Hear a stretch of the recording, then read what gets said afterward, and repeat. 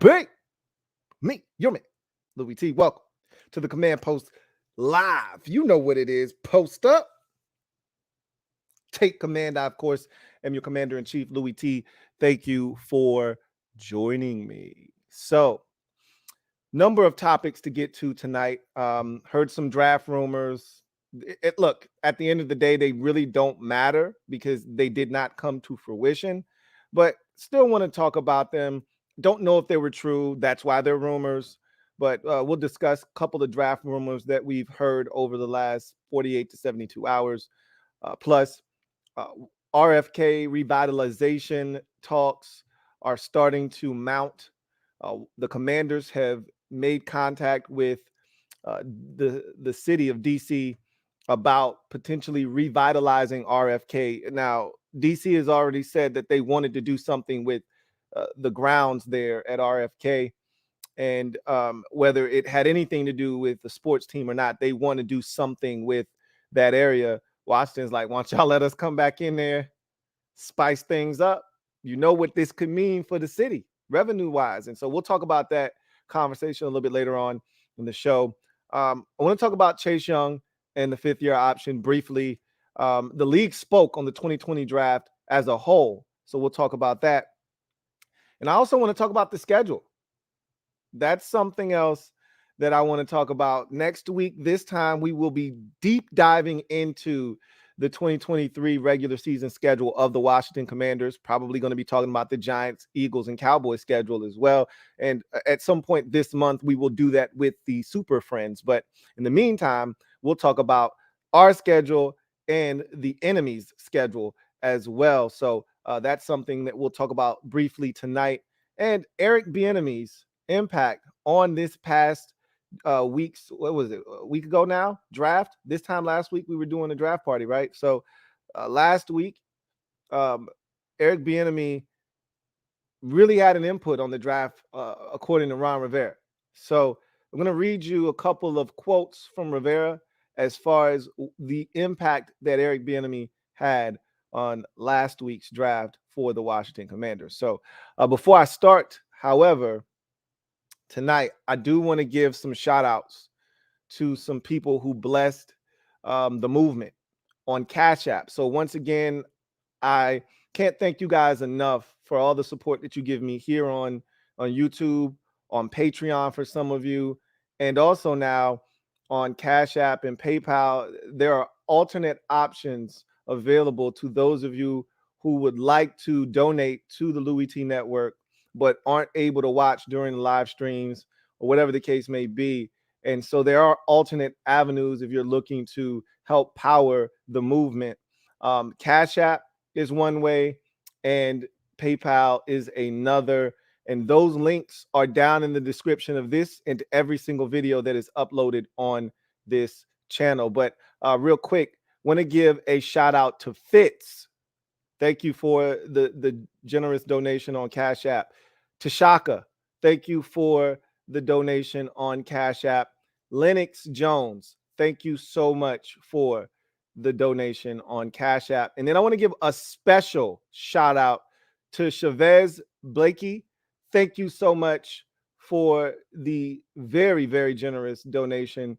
And also Bernard Douglas. Salute to Bernard Douglas. Thank you so much for helping power the movement. Can't thank all of you enough for the contribution. Again, big shout outs to Bernard Douglas, Chavez, Blakey, Lennox Jones, Fitz, and Tashaka. Thank you all for the generous donation. So with that said, let's start the show off talking about the draft. Now, we've talked about the draft a ton. I've been on at least 2 or 3 different programs talking draft. I'll probably be on 1 or 2 more before it's all said and done talking draft.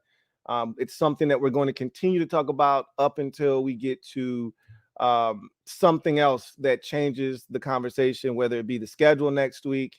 But even that'll be temporary, right? We'll dive into that thing. We'll talk about it ad nauseum for about a 48-hour period. And then the next thing will be turning our attention to the rookies who will be in the building that same day. And so we'll turn our attention to that. And then next thing you know, we'll be talking about, all right, when the hell is Dan getting out of of Washington for good? When is he going to sign his name on the dotted line, take his money, and go much faster than slow so we can get back what is rightfully ours, which is the organization known as the Washington Commanders now. So we'll continue to talk about the draft because it's a big deal, right? It's the biggest deal of the offseason for most teams. And so Washington obviously made 7 selections, hotly debated, picks about whether the value was there or not. I tend to stay away from, the value conversation because I've always been a proponent of get your guy when you feel the need to get your guy. If you're not, as long as you're not doing anything egregious, right? You're not drafting a guy 2-3 rounds ahead of where he probably should go, which I don't think they did that with any of the players. And we can't know that for sure. It's amazing how we love to think we know that no other team, the only thing I could have assured you was that no other team was going to draft Emmanuel Forbes in the top 15. That doesn't mean they reached for him. It just means they were confident that they were going to get their guy, which is why Rivera recorded what he did going into the office that morning. He knew no one was going to select Emmanuel Forbes. His guy was going to be there. However, I can assure you that if they hadn't taken him at 16, he wouldn't have been there at 47. And I think they knew that. That's why they did what they did. If they felt like they could get him at 47, then they wouldn't have taken him at 16. But there was no guarantee. Same could be said with Quan Martin. They could have waited until 97. You want to wait 50 picks to hope your guy's still there? Absolutely not. Same thing with Ricky Stromberg. I thought they could have waited 21 picks from 97 to 118 and he would have still been there. But guess what? We'll never know. And my argument to that is, who else were you going to take? What did we pass up to draft Ricky Stromberg in the 3rd round? If it'd be one thing if there were 2 or 3 guys that were on the board at the time of that pick that really made you say, hey, what are you guys doing? We could have got this guy or that guy or that guy, but there really wasn't anybody at a position of need that was available that we felt like we would have been stealing and getting tremendous value at 97 versus taking Ricky Stromberg. Now, you could probably make a case for some other players there, but it's not a strong enough case to where there's a revolt against what they did in the 3rd round with Ricky Stromberg. And in the rest of the draft, so on, and so forth, right? So at the end of the day, I felt like Washington did a solid job in the draft. And again, we'll see what happens. But, there's been a debate about what exactly are we going to get out of these rookies? And that's really what I want to focus on tonight is, what do you think we're ultimately going to get out of these rookies? Because I made it a big point of emphasis to state that in your first 3 selections, day 1 and 2, if you've got 3 selections, which most teams do have 3 selections, some teams have 1 or 2 or none or 4 or 5, depending on, activity either in this year's draft or past drafts, whatever the case may be. We had 3 selections, which is the standard amount you get, 1 in each round. You need to come away with at a bare minimum 2 starters out of those 3 players. I think we've done that effectively. I think we've done that. Now, the question is, what are we going to get out of the rest of the guys that they selected? And I think that's the real question. Can Ricky Stromberg come in and unseat someone for an offensive line starting job, or will he be looked at as depth initially? I think it's an interesting discussion because I am of the opinion, of the mindset that they went out and got Nick Gates to start at center. But it doesn't mean that Nick Gates is going to be, it's not like they signed Nick Gates to a 3-year, $38 million deal. They signed Nick Gates to like a 3-year, $15 million deal. He does not have to. That's a Wes Schweitzer deal. Remember, Wes Schweitzer signed here for 3 years, $13.5 million, and Wes Schweitzer was not a starter. So that was not starters' money necessarily that they gave to Nick Gates to come here. They gave him quality money to either be a rotational depth piece on the interior of the offensive line, can play both guard and center, or to start. He can do either one, which is what Wes Schweitzer was for us. A rotational depth piece, could start in a pinch, but was better coming off the bench in relief. So they drafted Ricky Stromberg in the 3rd round, I think, with the intent to start him. But I don't know if he'll be ready to beat out a veteran like Nick Gates, which is why I have Gates as the starting center penciled in right now. But as you progress into the draft, 4th round, they took Braden Daniels. That's a guy that a lot of people have just assumed he's getting kicked inside the guard. Not so fast, my friends. I told you guys, I said this on Rio's channel. I said it on my own channel multiple times. I'm saying it again tonight. I think they're going to give him a chance to play tackle first. And from what I've seen on tape, I'm not sure that he's incapable of that. I think he can do it. Now, we'll find out eventually if he's made for life as an NFL tackle or not. But as of right now, I'm anxious to see what he can do. And then as you continue on into the draft, you know how I feel about KJ Henry in the 5th round. I thought that was a steal. And I think for what we need him for this year, he's going to be outstanding, as a rotational depth defensive end, one of the first guys off the bench. And I would love it if they would put together a package where you could get a KJ Henry, Chase Young, a Montez Sweat, and a Daron Payne or Jonathan Allen, or both. You're asking a lot to put those 5 all on the field at the same time, but I'd love to put 4 of them on the field at once. Take one of those defensive tackles off the field, throw in another pass rusher, and have a very active and dynamic pass rushing package.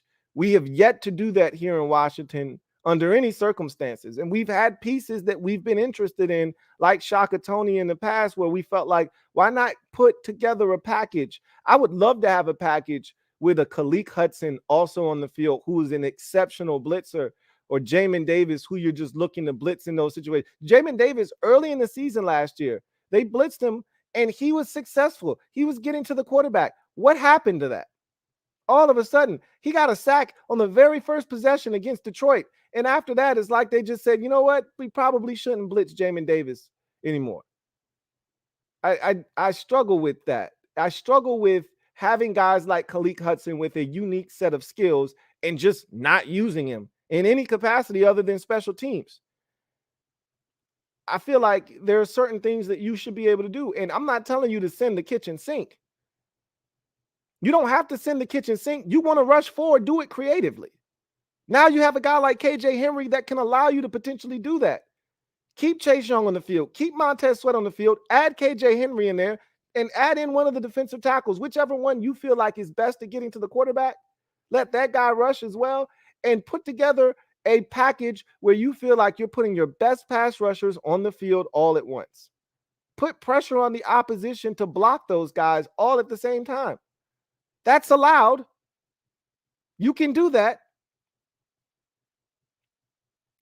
Chase Young doesn't have to rush from left or right defensive end. You can kick him inside. You can have him standing up, walking around upon the snap. Same with Montez Sweat. That's allowed. You can do that. There's no penalty for that. I'm excited about KJ Henry, especially in the role that he will have this year. I'm excited about Chris Rodriguez Jr. And while some of you, I think, are a little bit more excited than I am excited about him nonetheless. I think that his role will really ultimately be determined by the success of the offense and its ability to jump out to an early lead. I feel like if Washington is in a position where they're looking to run the football late in the game, I think you'll see Chris Rodriguez get more opportunities. If Washington's in the heat of a battle and it's a close game, it's nip and tuck, I just don't know if he's going to be able to get on the field consistently. There may be 1 or 2 games, and we saw that last year. There were 1 or 2 games where Jonathan Williams got extensive carries. That Cowboys game in week 4 sticks out like a sore thumb. He got a ton of carries in that game, and there may have been 1 or 2 more games throughout the season where, we were healthy. And remember, that Cowboys game was still without, Brian Robinson Jr. So I don't know if there were many games after B-Rob came back where Jonathan Williams was getting a ton of work. So I just look at it like this. They love Brian Robinson. They love what he can bring to the table. They love Antonio Gibson. They think he's going to be a Swiss Army knife. I have a hard time believing that there's still going to be touches, carries, snaps, meaningful ones at least, left for Chris Rodriguez when it's all said and done, when they are done divvying up all of the responsibilities. Now, I will say this. He is, I think, already the best blocking running back on the team in terms of pass protection. He's pretty good at that. As I want to say it was Rico who brought that up, and he's spot on about that. And so, with that in mind, maybe there is a role. And I feel like this, and a lot of people have just, said he's a first and second down back.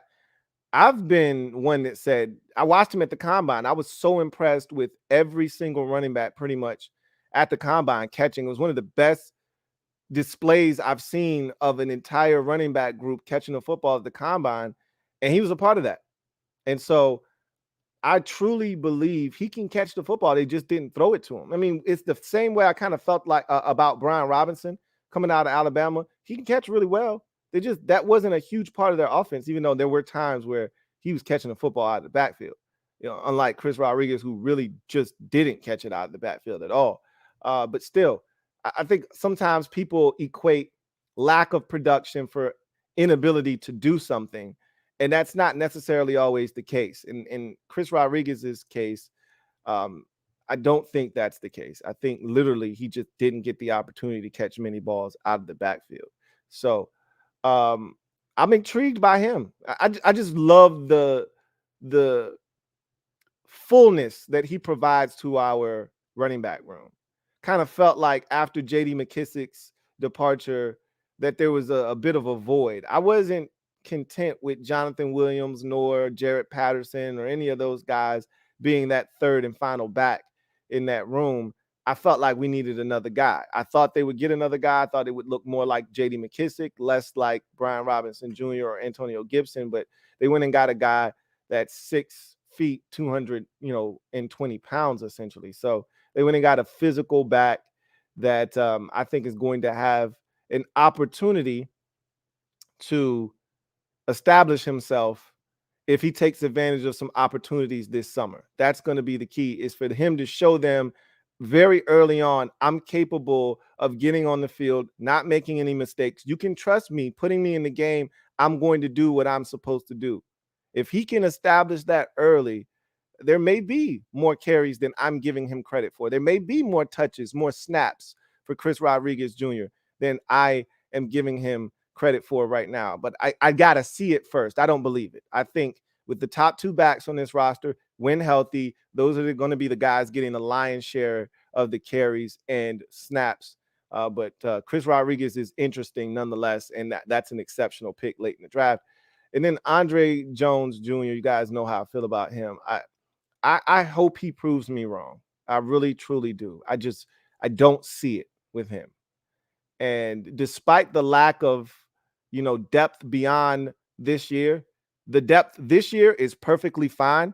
I of all the draft picks, he's the one that I don't see making the football team.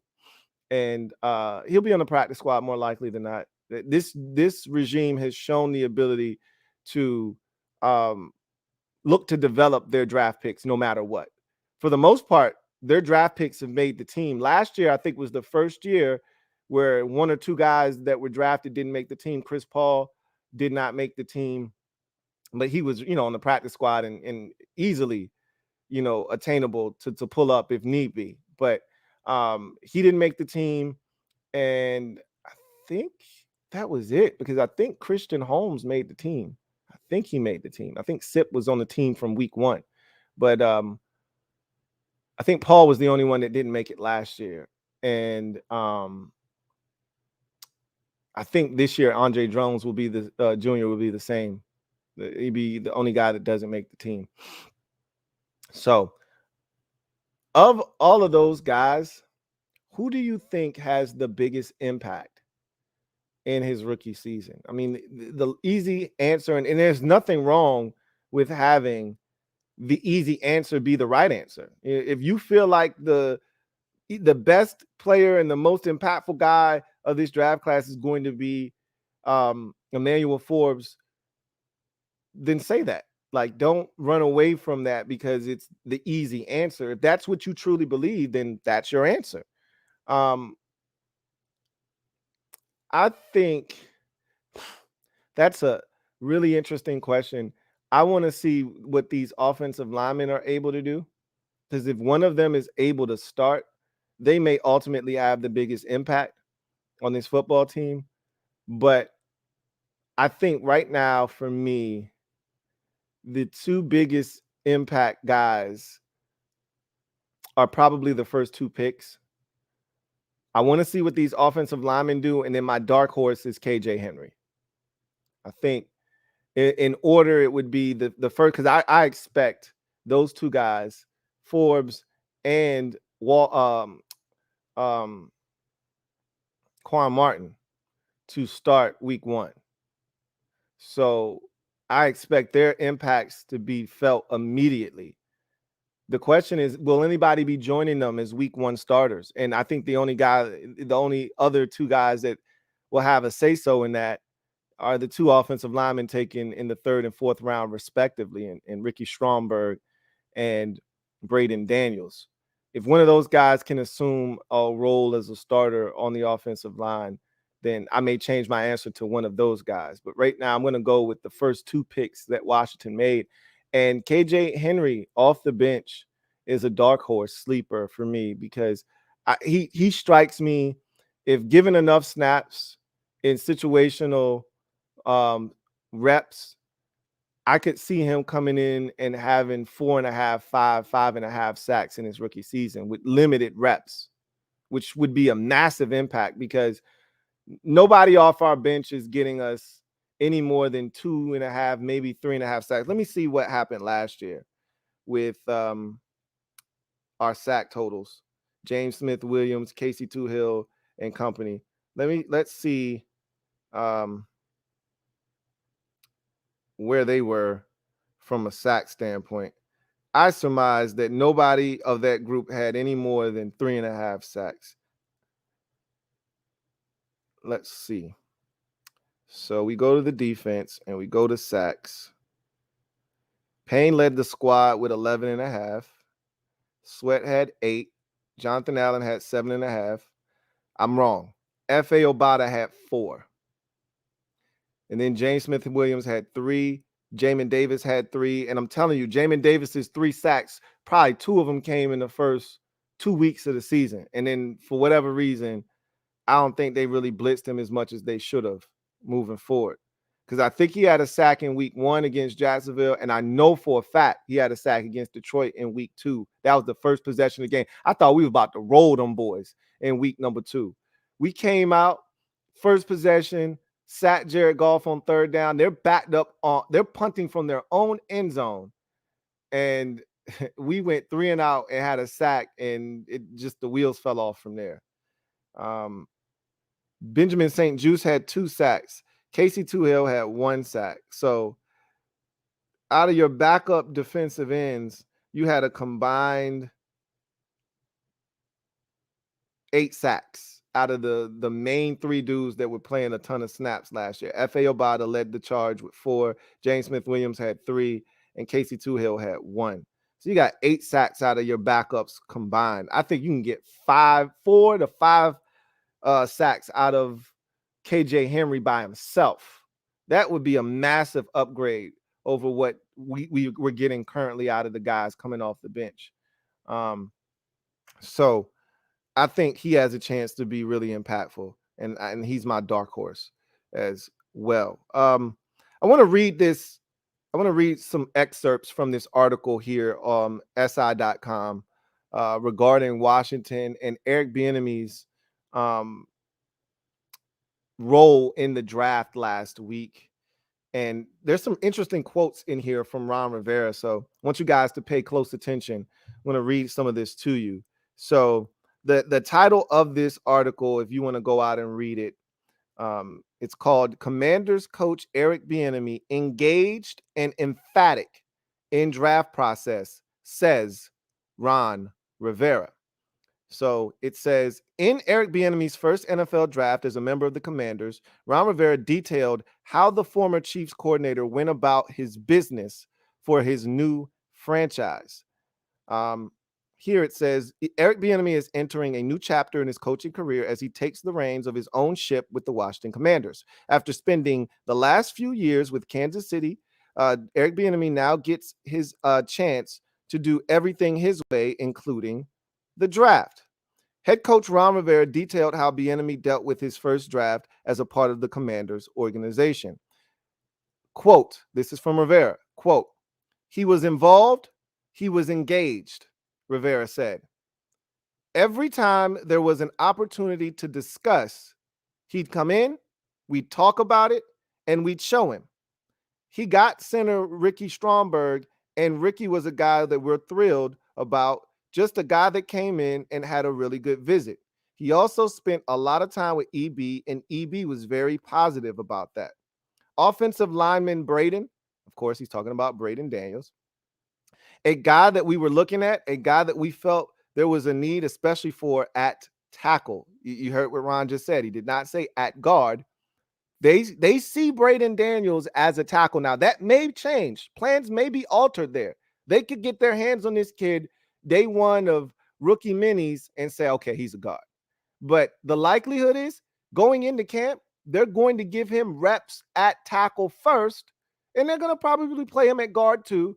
And they're going to determine whether he's cut out for the life of an NFL tackle or if he needs to go inside. I'm anxious to see because I think he's got what it takes. Obviously, he's going to have to get a little bit bigger, stronger, all of that good stuff. But the length is there. The athleticism is there. The hand usage and placement is there. I think he's got what it takes to stick outside as a tackle. Close quote from Rivera.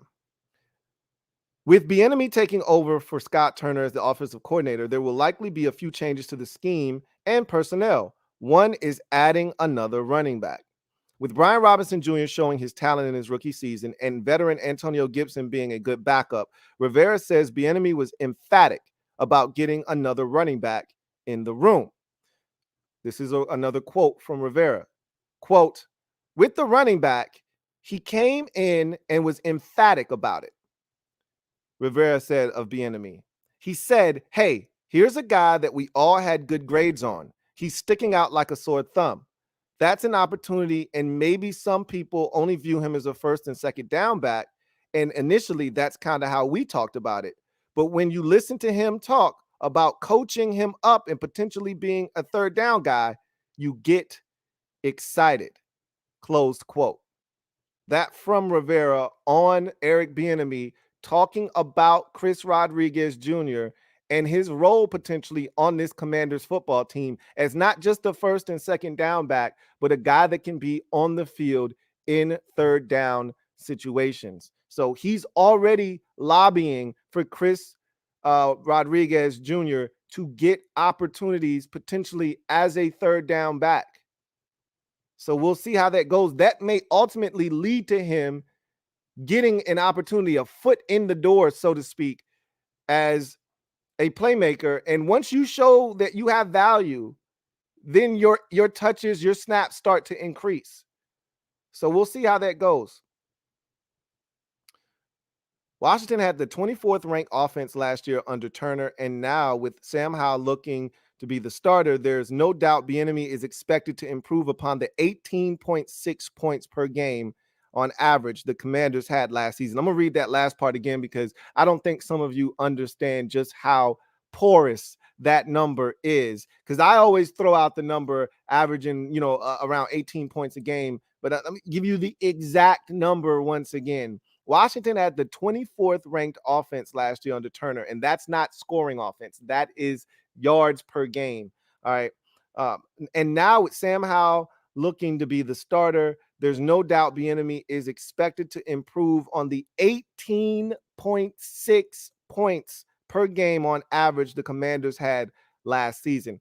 How many games do you think? It's amazing when I think about the fact that we won 8 games last year. It boggles my mind when you look at how many points we averaged on the season. And think about this.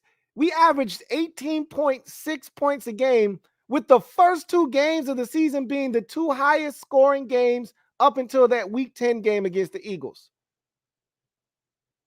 The first 2 games of the season, 28 against Jacksonville and 27 against Detroit in weeks 1 and 2 were our 2 highest outputs until week 10 against Philadelphia. And that's the only game to surpass the first 2. So literally those 3 games, weeks 1, 2, and 10,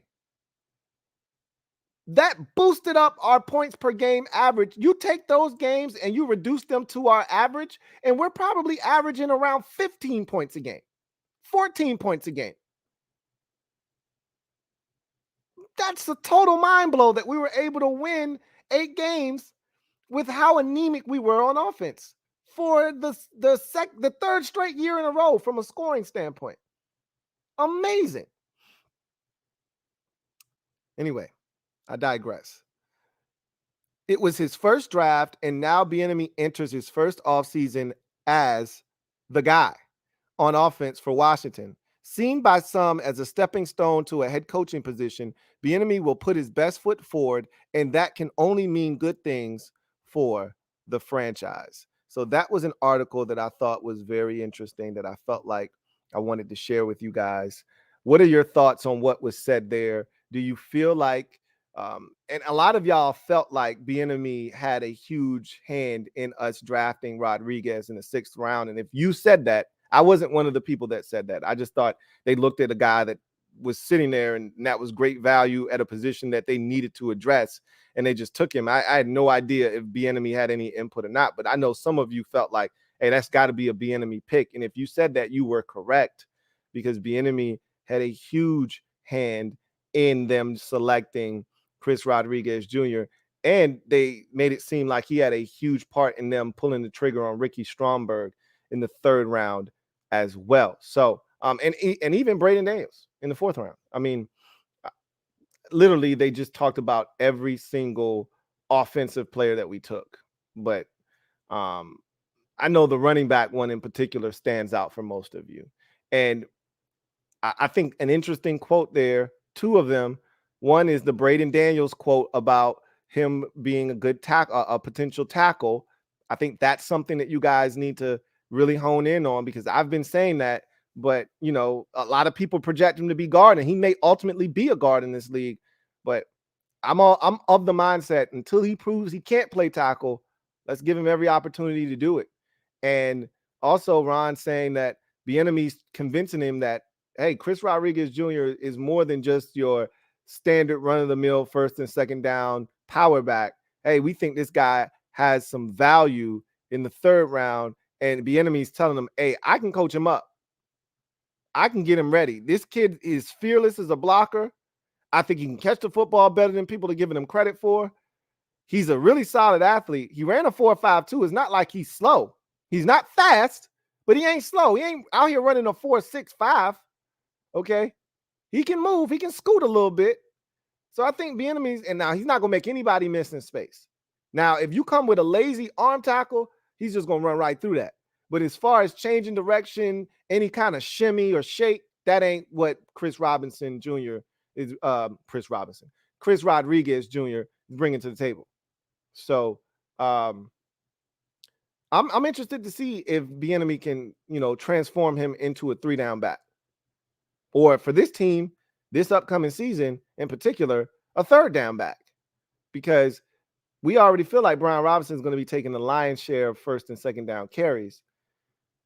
We'll see if Rodriguez can maybe get in there and get some of those 1st and 2nd down carries. Will it be a situation? We see some teams where, Dallas used to do this. I've seen the Vikings do this with their running back situation when they had Dalvin Cook. Look like they're trying to trade him actively as we speak. But they had, with him and Alexander Madison, there would be possessions where, Dalvin Cook had the first 2 possessions of the game, and the 3rd possession was always Alexander Madison. He was going to come in. He was going to start that possession, and they were just going to let him rock until he either had to come out, or, they felt like, hey, this is a better situation for Dalvin to go back in there. But you see that around the league. When you've got another dynamic back or another guy you want to get some touches to, you just start that drive off. You just make a concerted effort to get that guy in there. Maybe they're going to do that with Chris Rodriguez. We'll see. So I wanted to talk about Chase Young. real quick. I don't want to spend too much time on this because we've already talked about this, but obviously Chase Young's 5th-year option was declined by the Washington Commanders, but he wasn't alone. The NFL spoke loudly about the 2020 first round. So I remember over the weekend seeing all these teams decline the 5th-year option on their first rounder from 2020. And I was thinking to myself, well, damn, is anybody actually picking up the 5th-year option on 2020 first rounders? Because it seemed like most teams were declining it. And then it came out that the 2020 draft has the most declined or terminated contracts or declined 5th-year options combined of any first round in NFL history. 20 of the 32 first round picks did not have their 5th-year option. 17 guys in total had their 5th-year options declined by their respective ball clubs. And then another 3 guys already are out of the league as first rounders. 2 of them were the Vegas Raiders picks. Damon Arnett, and I forgot who the other one is. And then, the Isaiah Wilson kid from the Titans, which was an abject disaster, never even played a single snap for the Tennessee Titans. He's out of the league as well. So this draft has been a disaster in the first round, essentially, for teams. 20 of the 32, so over half, you're almost at 2/3 of the first round not having their 5th-year option picked up. So Chase Young is not alone in that regard. And so, I mean, it doesn't make me feel any better about Washington declining the 5th-year option on Chase Young. It doesn't change the way I feel about that situation. However, it just speaks to the lack of productivity of players out of that draft class in particular. And that's staggering to me. I mean, generally, we don't make a decision on a draft class, and that draft class as a whole still has to be evaluated. But generally in the first round, by now, because you're seeing teams pick up the 5th-year option, so how they feel about those guys already. But I don't know if there's ever been a consensus quite like this, and I think the numbers kind of bear that out. But in any event, wowzers. So I did want to bring that up as well. Let's talk about RFK revitalization. So there was an article on ESPN. I'm gonna see if I can pull it up real quick. That spoke about Washington and the conversation surrounding RFK and that site. So the title of this article, and this is from the Associated Press, says Commanders supporting DC efforts to control RFK Stadium site. And that's a big part of this discussion because right now, DC doesn't have control over it. The government does. And in order for DC to be able to then pass that land over to Washington to build the stadium, they've got to first seize control over that area, and they don't have it right now.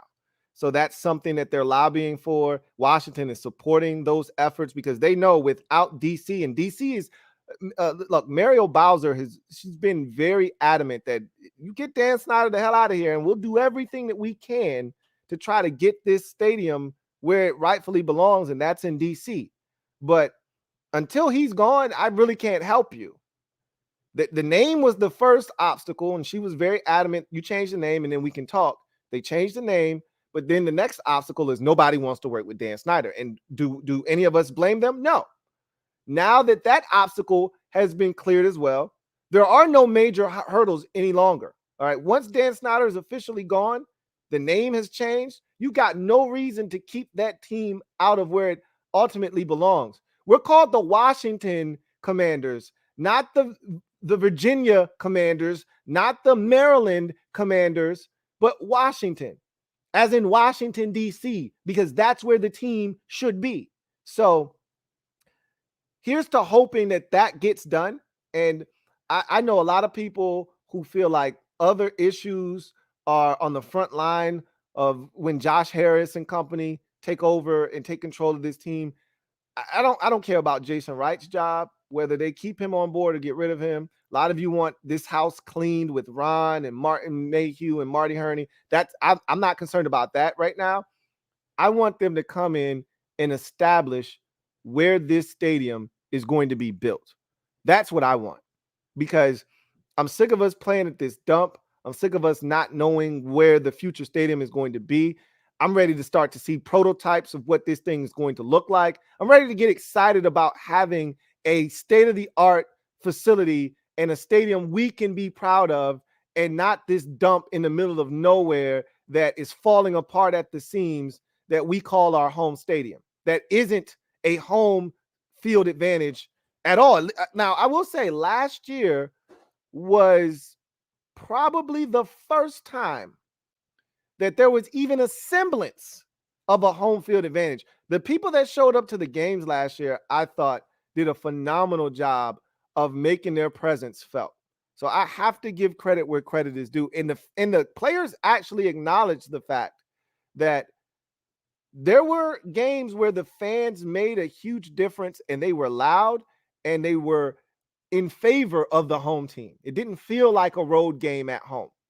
So I think we can keep that going this year. That'll be a big positive. And obviously, I think season ticket sales are already up because of the news of Snyder selling. We'll see if that continues into the summer and how that goes. And we'll find out very quickly when the schedule comes out.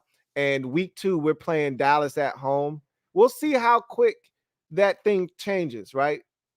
We'll see when you're playing the Giants in week 4 at home, if the all of a sudden these crowds that we think are going to be pro Washington, if that is in fact the case. It's one thing when the Dolphins come to town and you're able to keep the Dolphins fans out of here and they're not as plentiful here in Washington. That's one thing. It's another thing when it's just a rock throw from Philly to drive all the way to Virginia to see the game, or in Landover, Maryland, rather, to see the game, or for Giants fans to come down here, catch the train and come down here and watch the game, right? It's nothing for Dallas fans. Shit, they already live in DC as is. They live in the DMV any damn way. So it'll be interesting to see when we play a team in this division, if we are able to box them out, so to speak, and not allow them to have 35% of the crowd share there, or keep that number down. We know we're not going to be able to keep them completely out of the facility, out of the building, but can we keep that number low and keep our guys and the volume of our fans louder than the opposition? We'll see. And it's an interesting conversation, that is for certain. But I'll read you this article. I think it's a quick read. It's a very quick read, so I'll read this real quick. And it's not anything earth-shattering, but it is good that there's dialogue taking place. That's all I want. Nothing has happened with ownership yet. The new group hasn't taken over, so you can't expect anything to really have taken place to this point. However, conversations being had and started at this point is a good sign, so that once the new ownership group comes into the building, they can be brought up to speed on where we are with that situation, and then they can start to try to make some things happen. So the article reads, the Washington Commanders say they are supporting efforts by the District of Columbia to get control of RFK Stadium site that used to be the home of the NFL team. A team spokesperson said Thursday that officials are communicating with stakeholders at the federal and local levels about the RFK site. We are sharing our vision for a potential venue that will create jobs and economic growth for the region and be compatible with the surrounding community and the elected leaders of the district, the spokesperson said in a statement sent to the Associated Press.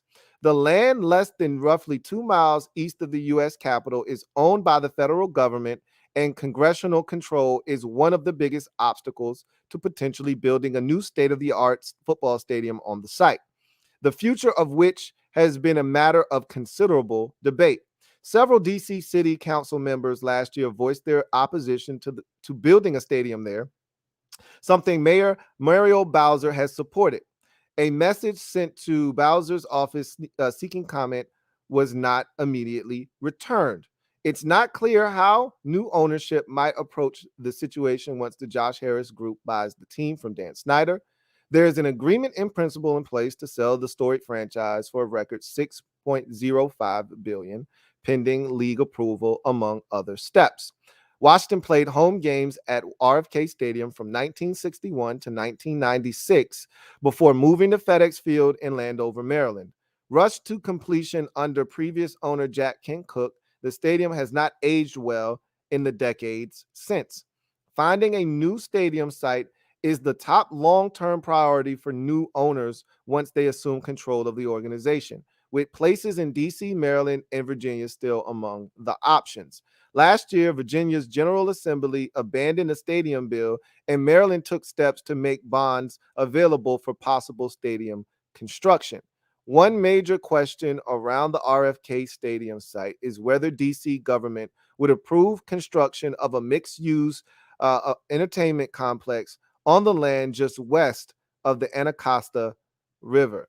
And that is the biggest obstacle, and that's the one I don't think ultimately they'll be able to clear. Is I don't see the federal government relinquishing control over the RFK site, because the constituents who live there are big money constituents who have a lot of control of what happens in that area, and they don't want a stadium there. They don't want the foot traffic. They don't care about the economic boost in revenue that will be brought to the area because of a stadium. Those people are already well off. They don't care about your economic growth and boost. Okay. They're not going to be the ones that are helped by the stadium being there. It's the surrounding areas that will be boosted. They don't care. They're making plenty of money. Their families are secure. They don't care about a stadium. They don't want a stadium there. And so ultimately, I've been saying this for the last 2 years. I don't think the stadium is going to be in RFK. You know, it was easier when it was Dan Snyder to just say, well, it's never going to be there because they're never going to allow Dan Snyder to be in DC. Well, he's no longer the owner, and I still don't think we're going to be able to seize control of that site because the government, I just don't see them kowtowing to any pressure that Washington may be putting on them, or trying to get them to consider allowing the city to now have control over that land, because I think the city would love nothing more than to have Washington come back to where it rightfully belongs. I just think the federal government is like, nah, we good. So we'll see what happens. Last thing I wanted to discuss tonight before we get to the comment section is the schedule. So next week, this time we will be discussing the schedule and all of its splendor.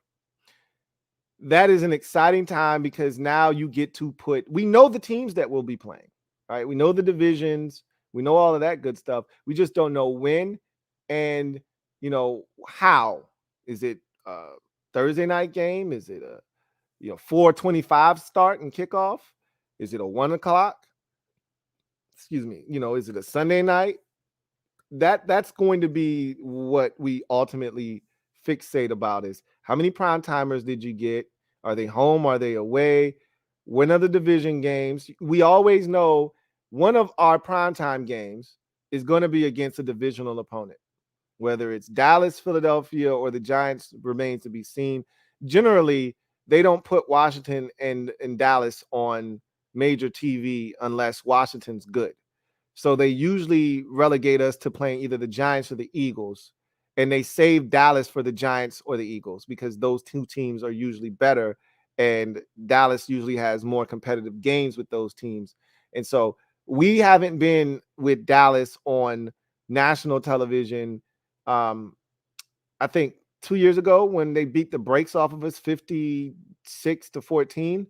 was the last time, and that's why they don't put us against Dallas on national television. They'll put us on Thanksgiving against Dallas, which I was relieved that we finally didn't have the Cowboys, and I would like to stay off of Thanksgiving if that's at all possible, because I prefer to just let somebody else, play Dallas and potentially beat them, and just let me enjoy my Thanksgiving in peace. I think the last 2 years, we've been able to steer clear of Thanksgiving with Dallas. They played the Giants last year, and the year before that, they played the Raiders. But the 2 years prior to that, we had them. In the last 3 out of 4 years prior to that, we played Dallas on Thanksgiving. So I would prefer that they keep us off of Thanksgiving with Dallas, but we haven't played them in 2 years, and I could see them deciding that, hey, it's been a little while. Let's throw Dallas and Washington back on Turkey Day again.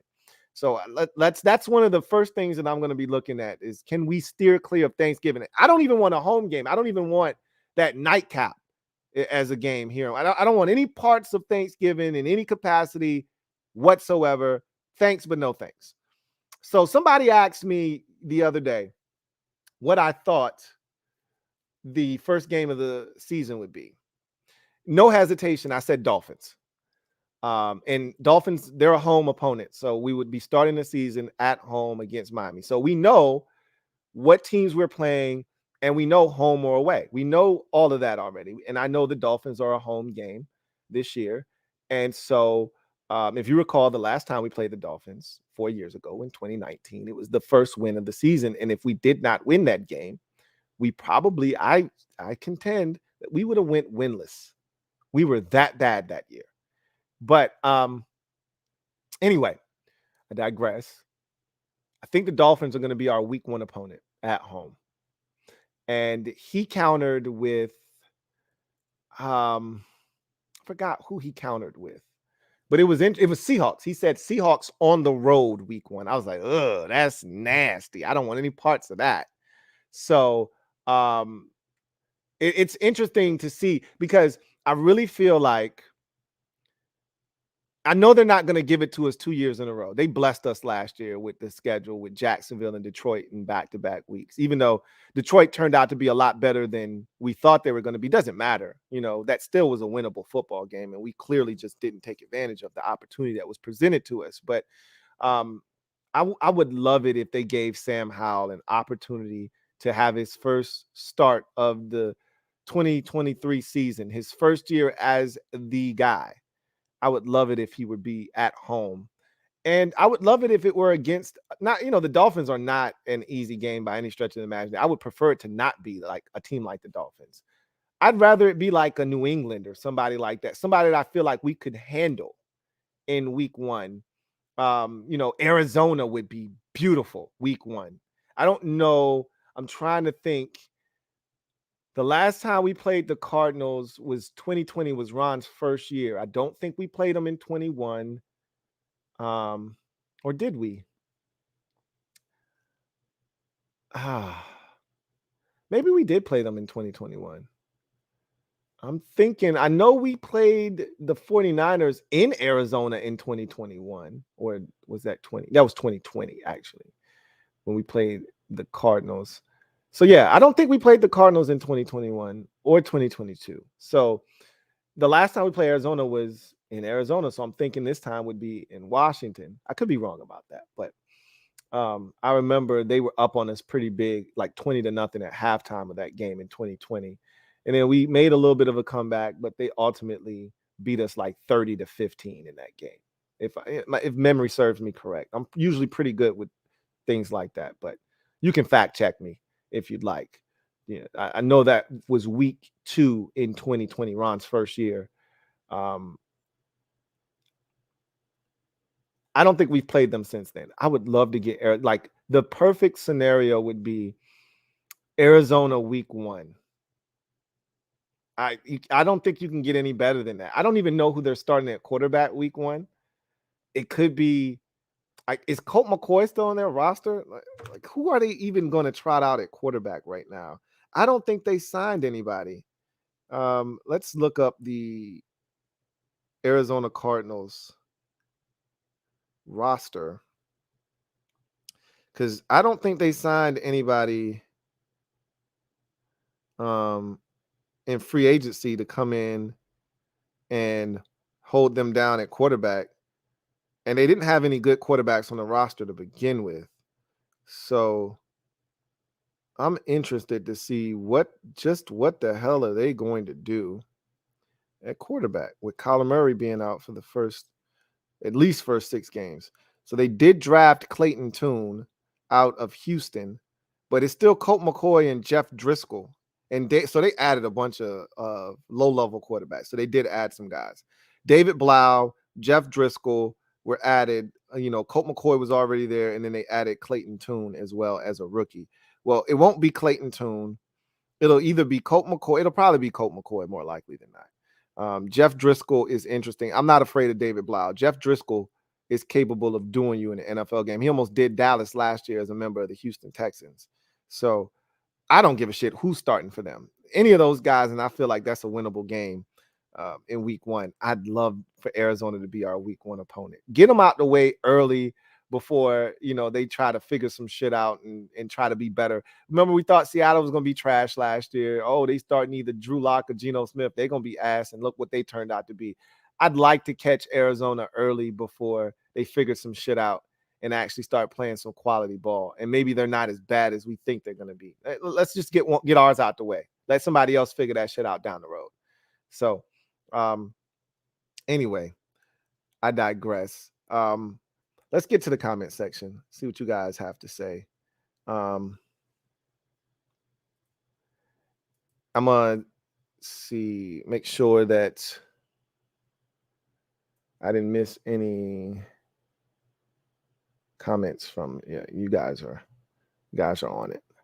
All right, so what I want to do right now is take a little bit of time to make a little bit of an announcement. Now, you're going to be seeing this on my channel for the next probably 2-3 weeks, just promoting it really heavy because that's what I do. But the reason I was so late tonight, I was tardy tonight, was because I was launching a brand new channel. So I was trying to put together a promo, and I'll probably have it ready by tomorrow, but it wasn't ready for tonight. I wanted to put it in the show tonight, but I ran out of time, and I didn't want to push the show back any further than I had already done. So I'll just have to do it verbally to you guys in this setting. But I'm launching a new channel. Well, I'm not launching. It's launched. It's already up. I've been working on this behind the scenes since December. And what actually prompted this was a conversation that I had with you guys about Christmas music. And you guys know I'm a massive music fan. I mean, I sing all the time up here, even though I can't sing, but I sing all the time, right? Because I love music. It's, other than football, it is my biggest passion. Music is just listening to music and dissecting it and collecting it. And so I launched a new channel called Music Head University on YouTube. I'm on Twitter. I'm on IG. Music Head U on both platforms. So at Music Head U on Twitter. Go give me a follow if you have the time. At Music Head U on IG. And on YouTube, you just type in at Music Head U or at Music Head University, and you'll find the channel. I will drop all of the links to the channel down in the description. Go give it a follow, sub it up. It's going to be a fun channel. If you enjoy music, if you're not a music lover like myself, you don't enjoy those conversations, then that's not going to be a channel for you. Then don't worry about it, But if you love music like I do, or you just want to hear me ramble about music, or you want to listen to some music with me, you're going to see a different side of me. The sports and aggressive and the competitive Lou is what you see on this channel. That's not what you see on that channel. Okay, that's a different side of me.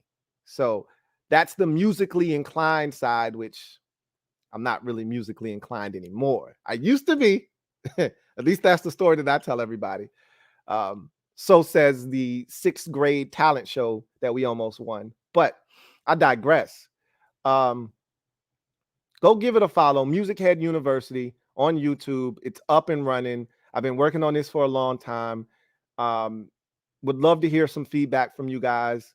If there's anything I need to work on, improve on that channel, please let me know. But just wanted to throw that out there as well. So with that said, let's jump into your comments and see what you guys have to say. Got a super chat here to kick off the night from Quentin Ruiz. Thank you for the super chat. Greatly appreciate you. My guy Quentin writes, how's your confidence in the linebacker room?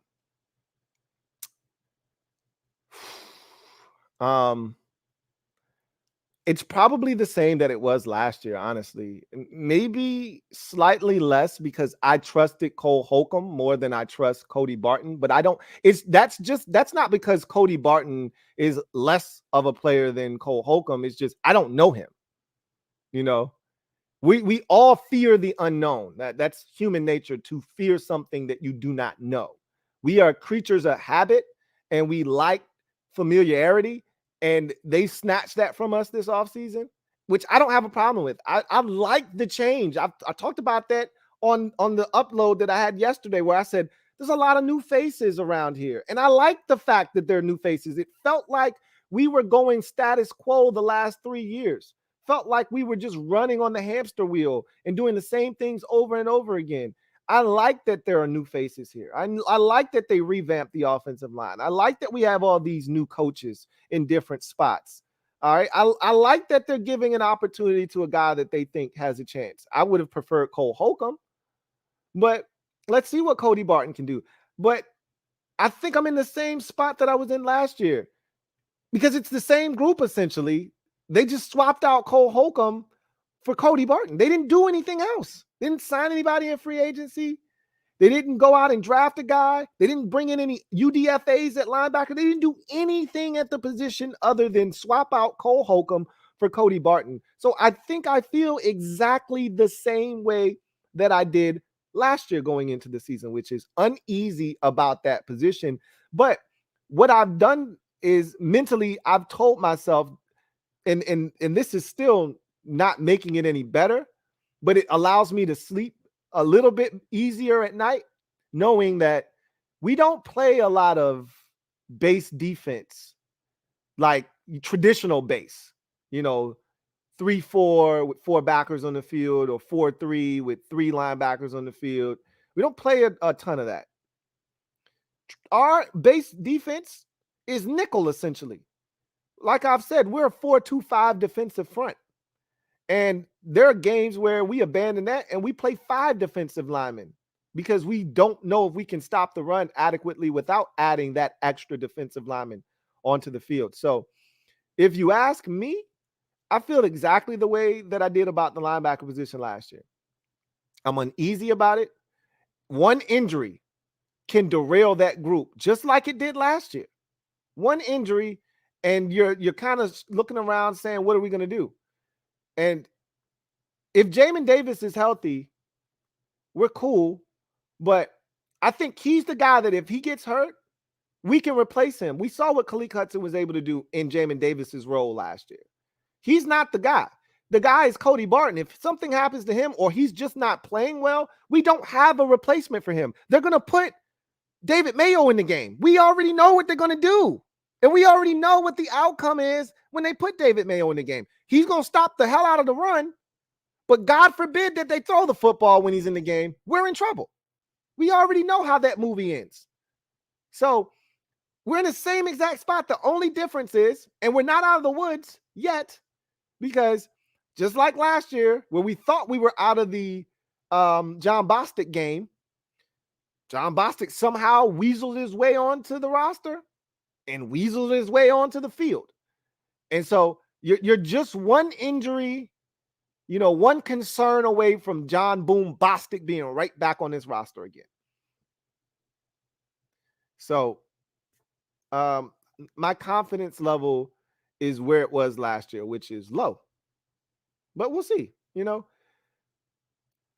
In our defense, they minimize the importance of linebacker in the defense that we play. But eventually, your linebackers are going to have to make plays. You can't cut them completely out of the game plan, and other teams are going to try to attack them. So we'll see what they're able to do, but your linebackers are going to have to play against the run. Your linebackers are going to have to play in space, in coverage, and teams are going to try to take advantage of them and exploit them. So anyway, I digress.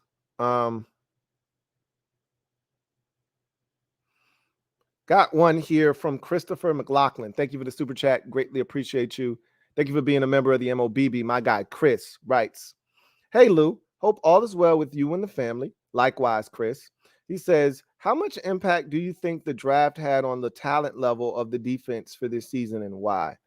I thought it had a huge impact on the defense because I thought you upgraded 3 spots on the team defensively, and we were already, I felt like, in a good spot defensively. Now, I don't, love the defense. I don't have a ton of confidence in them. They're going to have to show me. Every year, it's a new audition with this defense. Nothing carries over because they've lost my trust after the 2020 season and what they did following that up in 2021.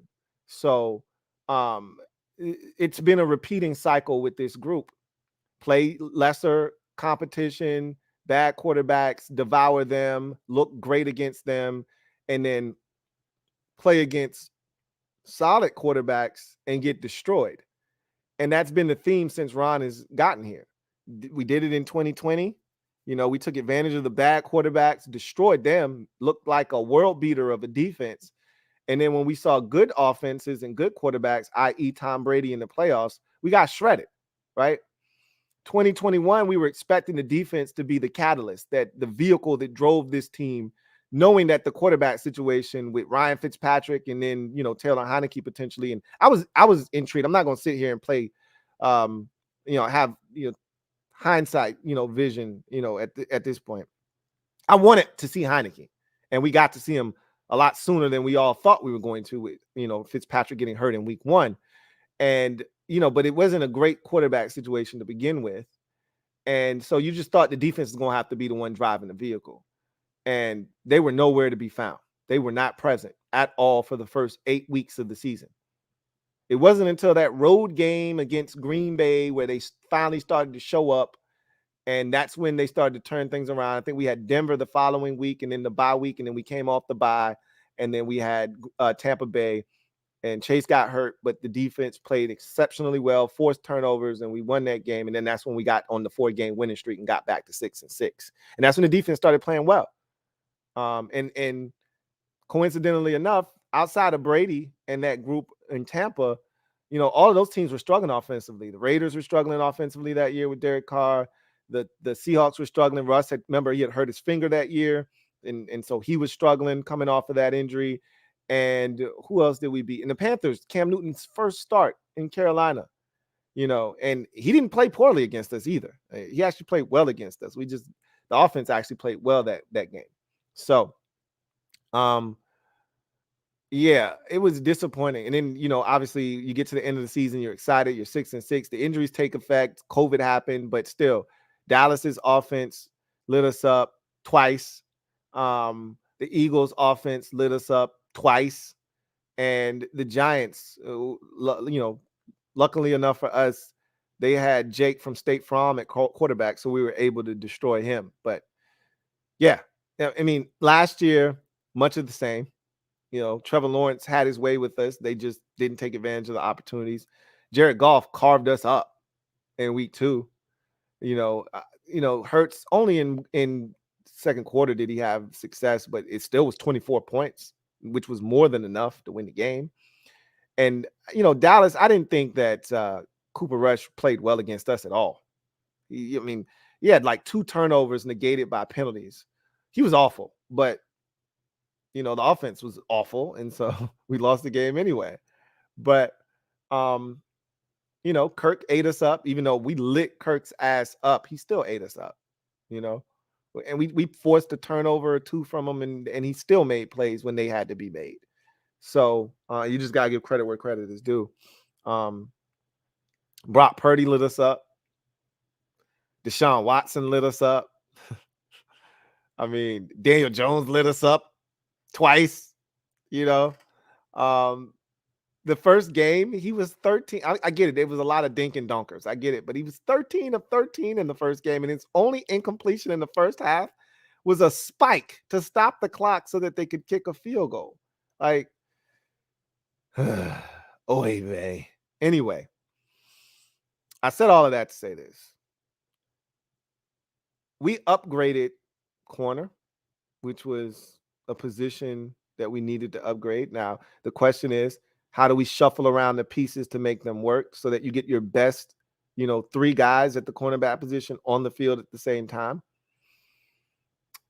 We got us a nickel / safety that I think is going to come in and play immediately. And so how do you work that in? Because you got Derek Forrest, you have Cam Curl, and now you have Quan Martin. How do you work all of this in? Is Quan immediately your nickel?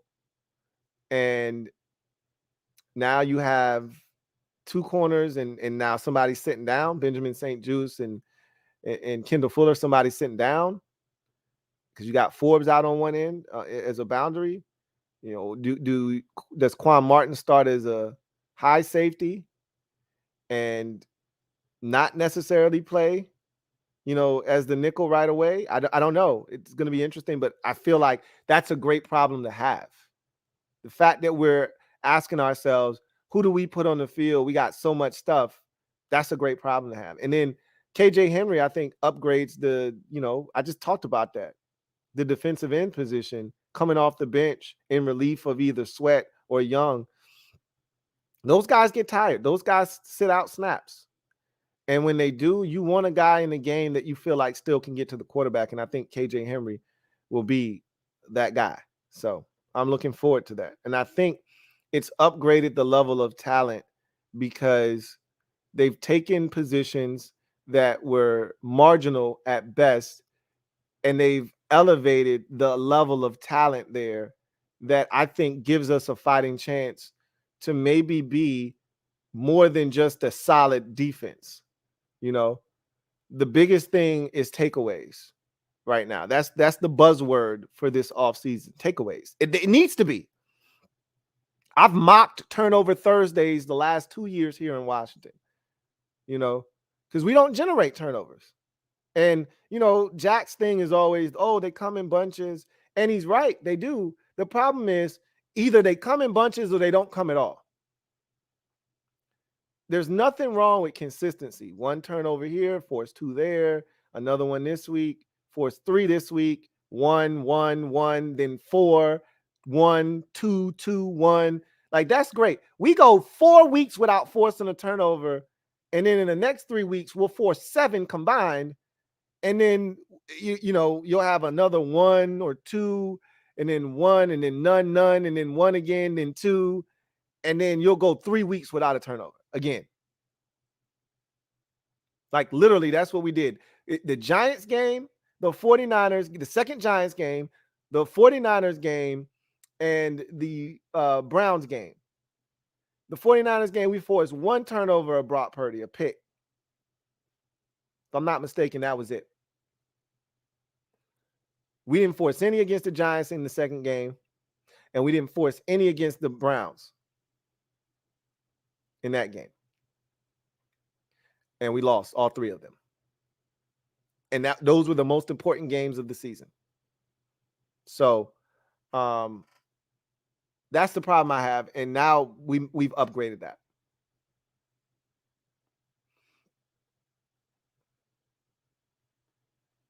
Ty the Guy, thank you for the super chat. Greatly appreciate you. Ty the Guy writes, man, I had to unfollow the NFL on all platforms. We're at 30 on the power rankings. The disrespect is a bit unbearable. You don't have to do that, Ty. You don't have to do. Look, understand where we are in our process. Understand how we're viewed in the public, court of opinions, right? Understand where we are in the pantheon of the NFL. We are at the bottom. We are beneath everyone's shoe. We're the gum on the bottom of everyone's shoe right now because we're starting Sam Howell. They may believe in our defensive line. They may think, hey, that secondary doesn't look half bad. They may believe in our receivers, and they may say, hey, man, those running backs, that's actually a pretty solid group. Offensive line, don't know about that. That wasn't all that good last year. Don't know if they've done enough to fix that. And, oh, by the way, they got Sam Howell, a 5th-round pick at quarterback. Yeah, they're going to suck. And they got Jacoby Brissett. They're really going to be ass this year. That's their mindset. I've talked about it already. It's sickening, but I expect it. I'm not mad about it. You want to do something about it? Change the narrative. That's what I've been talking about since last year. This year feels like it's a legitimate opportunity to change the narrative because you're getting rid of Dan Snyder. So you feel like there's literally a change coming, but still got to go get it done on the field. I think this is the best team. And look, he's in year 4. This should be the statement that's being made. But unlike people who are outside looking in, who really don't follow this team on a day-to-day basis, I feel confident in making this statement. This is the best roster Ron Rivera has had since he's gotten here. Again, he's 4 years in. I would hope we would be making that statement after the first 3 years of him being here. But I think after all the work that he's done, all the guys that he's brought in, all the changes that he's made to the staff and to the roster, I think it all is starting to fall into place. They've got playmakers at every single level of the football field, minus linebacker right now. Minus linebacker. They've got playmakers at every single level on both sides of the football. So now the question becomes, how good is Sam Howell? How good is this offensive line? And can the defense take the football away? Can they consistently get stops first and foremost? Taking the ball away is nice. Just get it back to the offense. We got playmakers. We got dynamic guys. Let's just get it to them first. But you could take it away and shorten the field. That's welcomed. That'll be awesome. So don't be super upset about the disrespect. Take it all in. Know it's there. Don't ignore it. Embrace it. It's something we're going to deal with the entire offseason until we start playing games and we're able to win some games and change the narrative. This is what the narrative is going to be, that we'll be in the Caleb Williams sweepstakes next year. Understand that. And again, I'm fine with everybody feeling like they know what this team is capable of. Don't tell them anything. Let them find out. By that time, it should be too late. Christopher McLaughlin, thank you for the super chat. Greatly appreciate you. Thank you for being a member of the MOBB. My guy, Chris, double up, thank you for doubling up. Who writes, hey, Lou. What's up, Chris? What is the one team outside of the division you believe will present us the biggest challenge on the schedule? Buffalo, San Fran, or other? I'm always afraid of the Bills, always, because of Josh Allen. I felt like even in that game, though, when we played them the first time, we got the 4th down stop. Jamin Davis, that's one of the best plays he's made in his career to this point.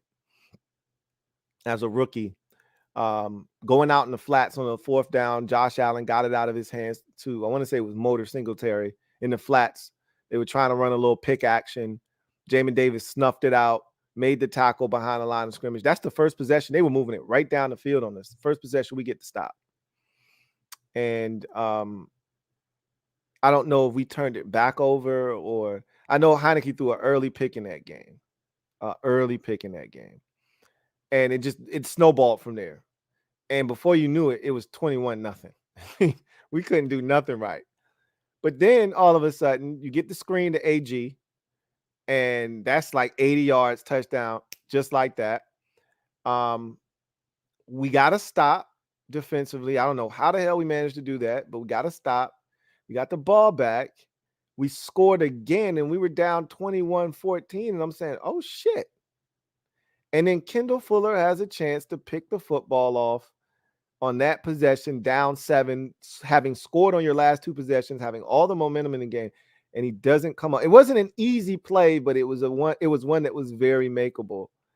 And then again, after that, the floodgates opened, and Josh Allen and company had on ball caps with about 8 minutes left in the fourth quarter, chilling like it was a preseason game.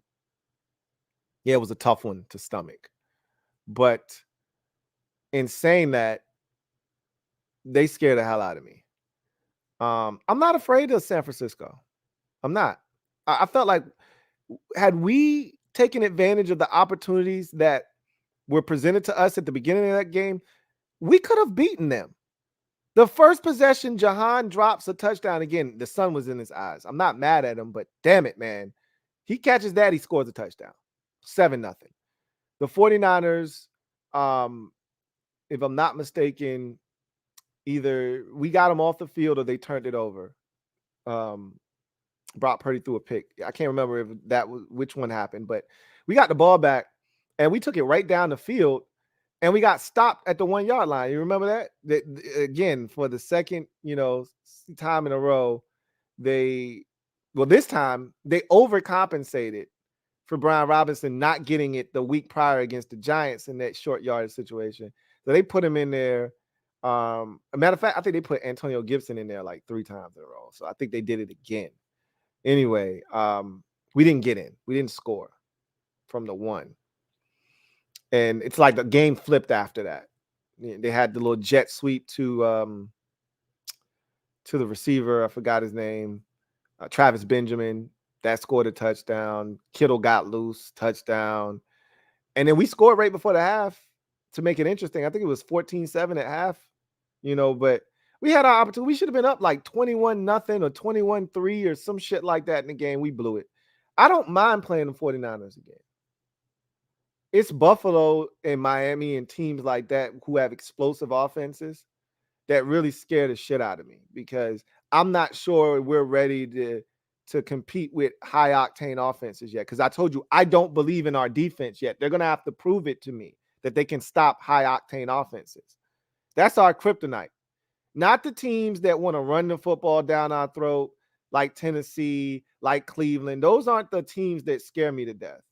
It's the teams that have a quarterback and a receiving core or skill guys that are capable of stretching our defense and scoring the football, and those teams exist on the schedule.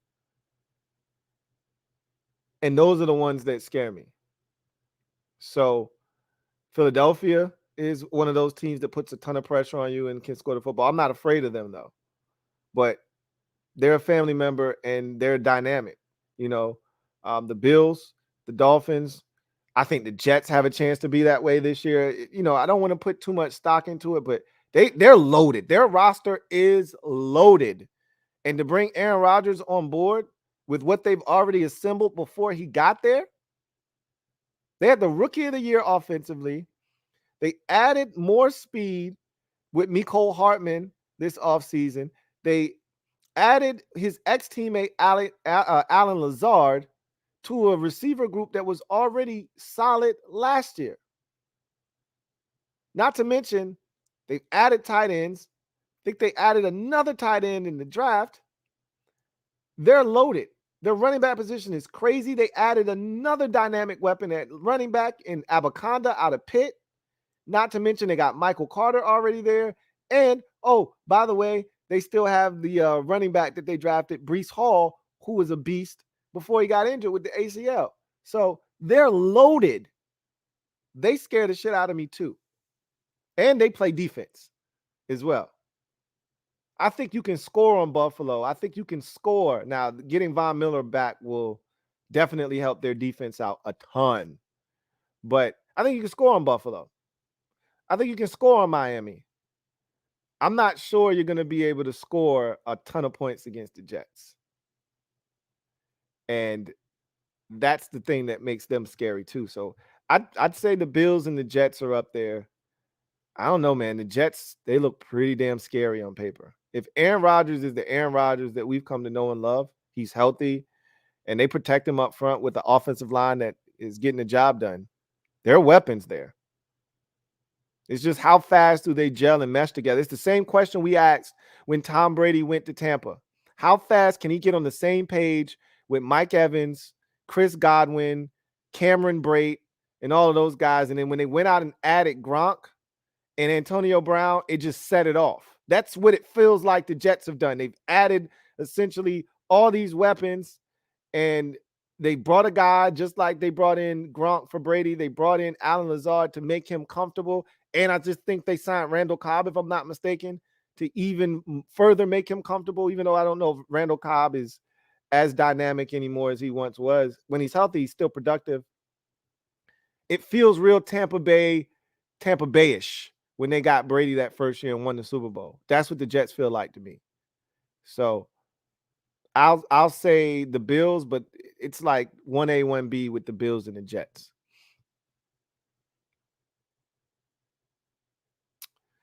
All right, got a super chat here from 16 Devil Doc. Thank you for the super chat. Greatly appreciate you. 16 Devil Doc writes, first 3 picks are eventual starters. Next 3 contributors. Yeah, I think the first 3 have a chance. Ricky Stromberg is interesting because I'm rolling with Nick Gates as the starter. Doesn't mean Ricky Stromberg can't start at guard, but the likelihood is they brought him here to be a center. Same with Nick Gates. Doesn't mean Gates can't start at guard and Stromberg start at center, but they brought Nick Gates here to be a center. Just like I think they drafted Ricky Stromberg to be a center. So only one of those guys can play center. I think it's going to be Gates initially, but I know they want to get the young boys on the field sooner rather than later. So it's going to be really interesting to see exactly how it goes. But the next 3 can be contributors. Braden Daniels will be interesting because if everything goes the way that it's supposed to go, he won't see the field in 2023, right? He should be developing all year long if it goes the way that they intended to go, where they would really prefer him to come in here and wrestle away, the starting tackle job away from, Charles Leno, and they would probably prefer to cut him. But they're not going to be able to identify that, super early. Sometimes, and we've seen this with teams, you get the rookies in for rookie minicamp, and you're super impressed with one of the guys you drafted, so much so that you feel comfortable cutting ties with a veteran. We see it all the time. I think they would love for that to take place because, remember, this is the sneaky signing nobody's talking about. But just think about why they did this. They draft Braden Daniels. You already have Cornelius Lucas, and they went out and signed Trenton Scott. Why did they do that? He's a swing tackle that can play all 5 positions on the offensive line. But he's more of a tackle than he is a guard or a center, but he can play all 5. But why did they go out and get Trenton Scott? It reminds me of when we went out and we traded for the big offensive lineman from the Raiders. I can't remember his name. That was the year that we cut Morgan Moses. And they traded for that guy from the Raiders at tackle that went to Florida, and they kept him on the roster. And eventually he had to play for us. It wasn't pretty either, but he had to play. But it's almost like a precursor to them making a move, right? Trenton Scott, to me, is the key to all of this, because if they move on from Charles Leno Jr., and I've already done a video on this, so I wouldn't be shocked if they did. I don't think they are going to do this, but I've got my suspicions. My antennas are up because of the things that they've done, and the past track record of how they've conducted themselves. I'm looking at Trenton Scott and I'm saying, okay, if you cut Charles Leno and Braden Daniels isn't ready to play, Are you cool with Cornelius Lucas starting and Trenton Scott being your swing tackle? I think that's what they're trying to psych themselves up to feel comfortable with. Is if we can get this Braden Daniels kid to come in here and play well, we feel really good because now you keep Cole Luke as your swing tackle. But if he's not ready and Cole Luke is playing well and he's in great shape, and this Trenton Scott kid comes in and shows you he's capable, then you can cut Charles Leno Jr. and move on. And I could see them doing that. That's why they brought Trenton Scott here. He's the key to all of this. I think Braden Daniels could fast track this thing and then make Trenton Scott irrelevant. But if Braden Daniels isn't ready, because I think they were prepared to not draft a tackle. I think they were prepared. So one thing that I didn't address was the rumors that we heard, right? So I'm going to finish up my thought here, and then I'm going to jump into that, and then we can get to some more of the super chats. So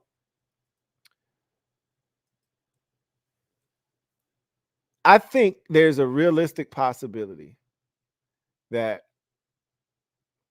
they hope Braden Daniels can come in and be ready to play tackle this year.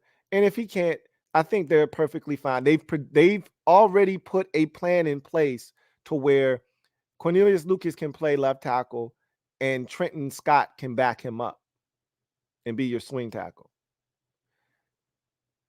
My money is still on Charles Leno being here, but they got to get this money from somewhere. They're too comfortable with how everything's going, which means we already know Chase Rouillet's cut, but that's only like $4 million or whatever. It's not a ton of money. It's not like we're going to save $11 million cutting Chase Rouillet. I don't know what that number is, but it's not a ton of money, whatever it is. So it's got to be more than just Chase Rouillet not being on the roster. Something else has to give. We'll see what that something else is. Real quick on the rumors. So I told you guys that I thought they would go 2 interior offensive linemen and not touch tackle. They may have done that indirectly by drafting Braden Daniels. They think he could be a tackle. He may ultimately be a guard. And then you would have gotten 2 interior offensive linemen that way with Braden Daniels and Ricky Stromberg. But right now, they're dead set on him, being tried out as a tackle. And I agree with that. So one of the rumors was that, remember, our GM admitted that he wished he could have been more aggressive in trying to trade up. And you rarely hear a GM lament that while still on the job. I was actually surprised because Mark Mayhew has been pretty buttoned up since he's gotten here. It doesn't really give you a ton, right?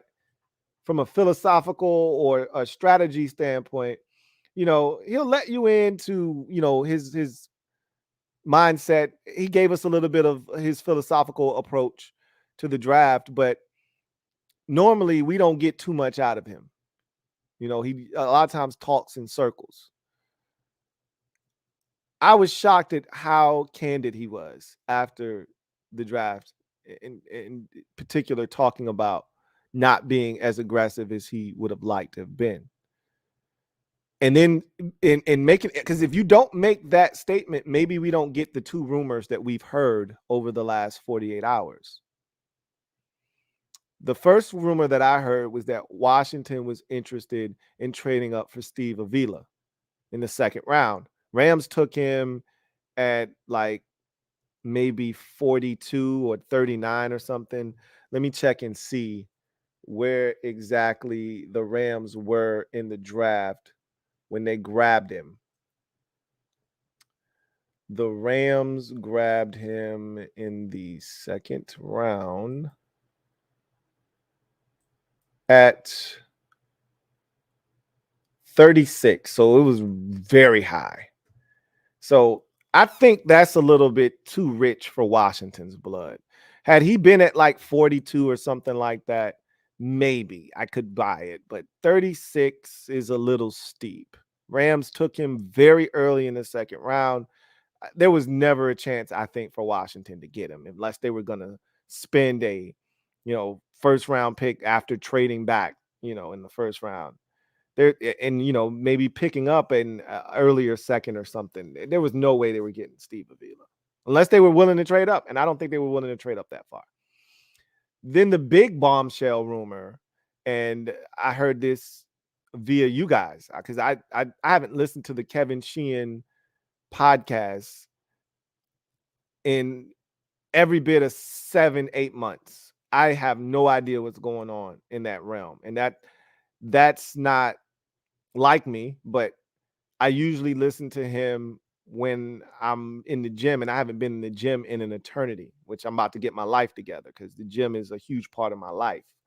So once I start getting back in the gym, I'm gonna start catching up on the podcast. But with that said, you guys sent it to me, so I didn't miss anything. You guys sent me, all these different links and stories and, the audio and everything. So I was able to, hear what was going on. And Mike Jones was on his program, who is now a writer for maybe the Associated Press. I don't even know who he's with now, but it's a big syndicate, whomever he's with. But he covers the NFL for them. And he said that rumor was Washington was interested in trading up to number 7 with the Vegas Raiders should Anthony Richardson fall in the draft.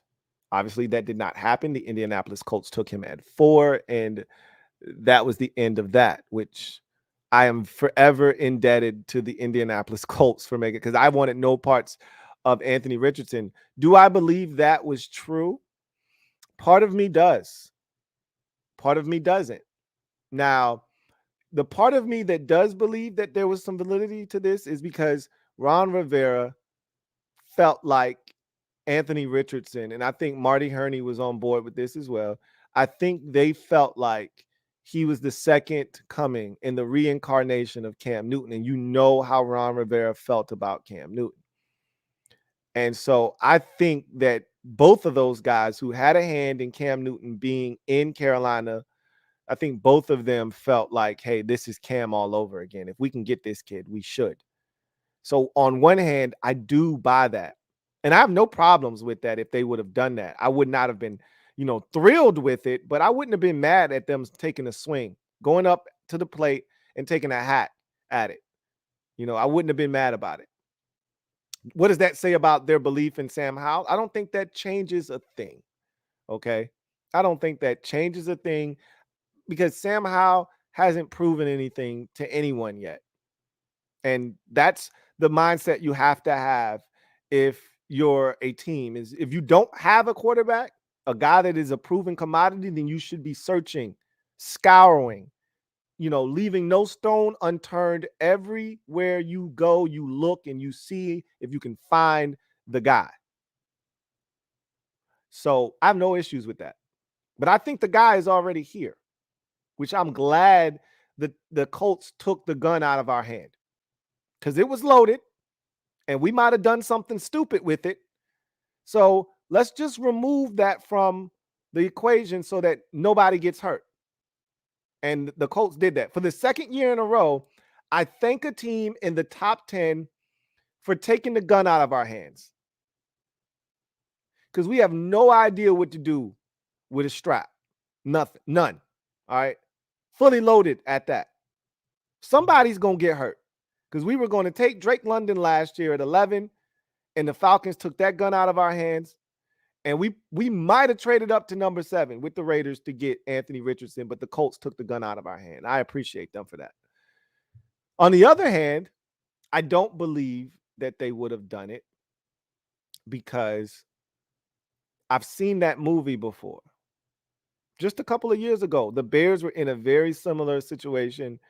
They had a lame duck GM and head coach coaching for their lives. And those guys traded up for Justin Fields, got him, and they didn't start him initially. Then he got in the game, and he got his ass kicked, and they looked bad, and those guys didn't stand a chance. And nobody, look, I don't give a shit what Ron Rivera says in this regard. Ron has made it abundantly clear, and I told you, there's been a calmness over Ron this offseason that leads me to believe that whatever happens, he's going to be okay, right? He's already said, hey, I just want to leave this place in a better position than when I found it, and he's already done that. If he got fired tomorrow, he's already done that. Contrary to what some of you believe, he's already done that. Because remember, before he got here, it was 2019, okay? I mean, it doesn't get much worse than that as a fan. I've been a fan of this team for over 30 years. I haven't seen many of them that look like 2019. And I've seen some bad ones. In the 90s, we were terrible some of those years. None of them look like 2019.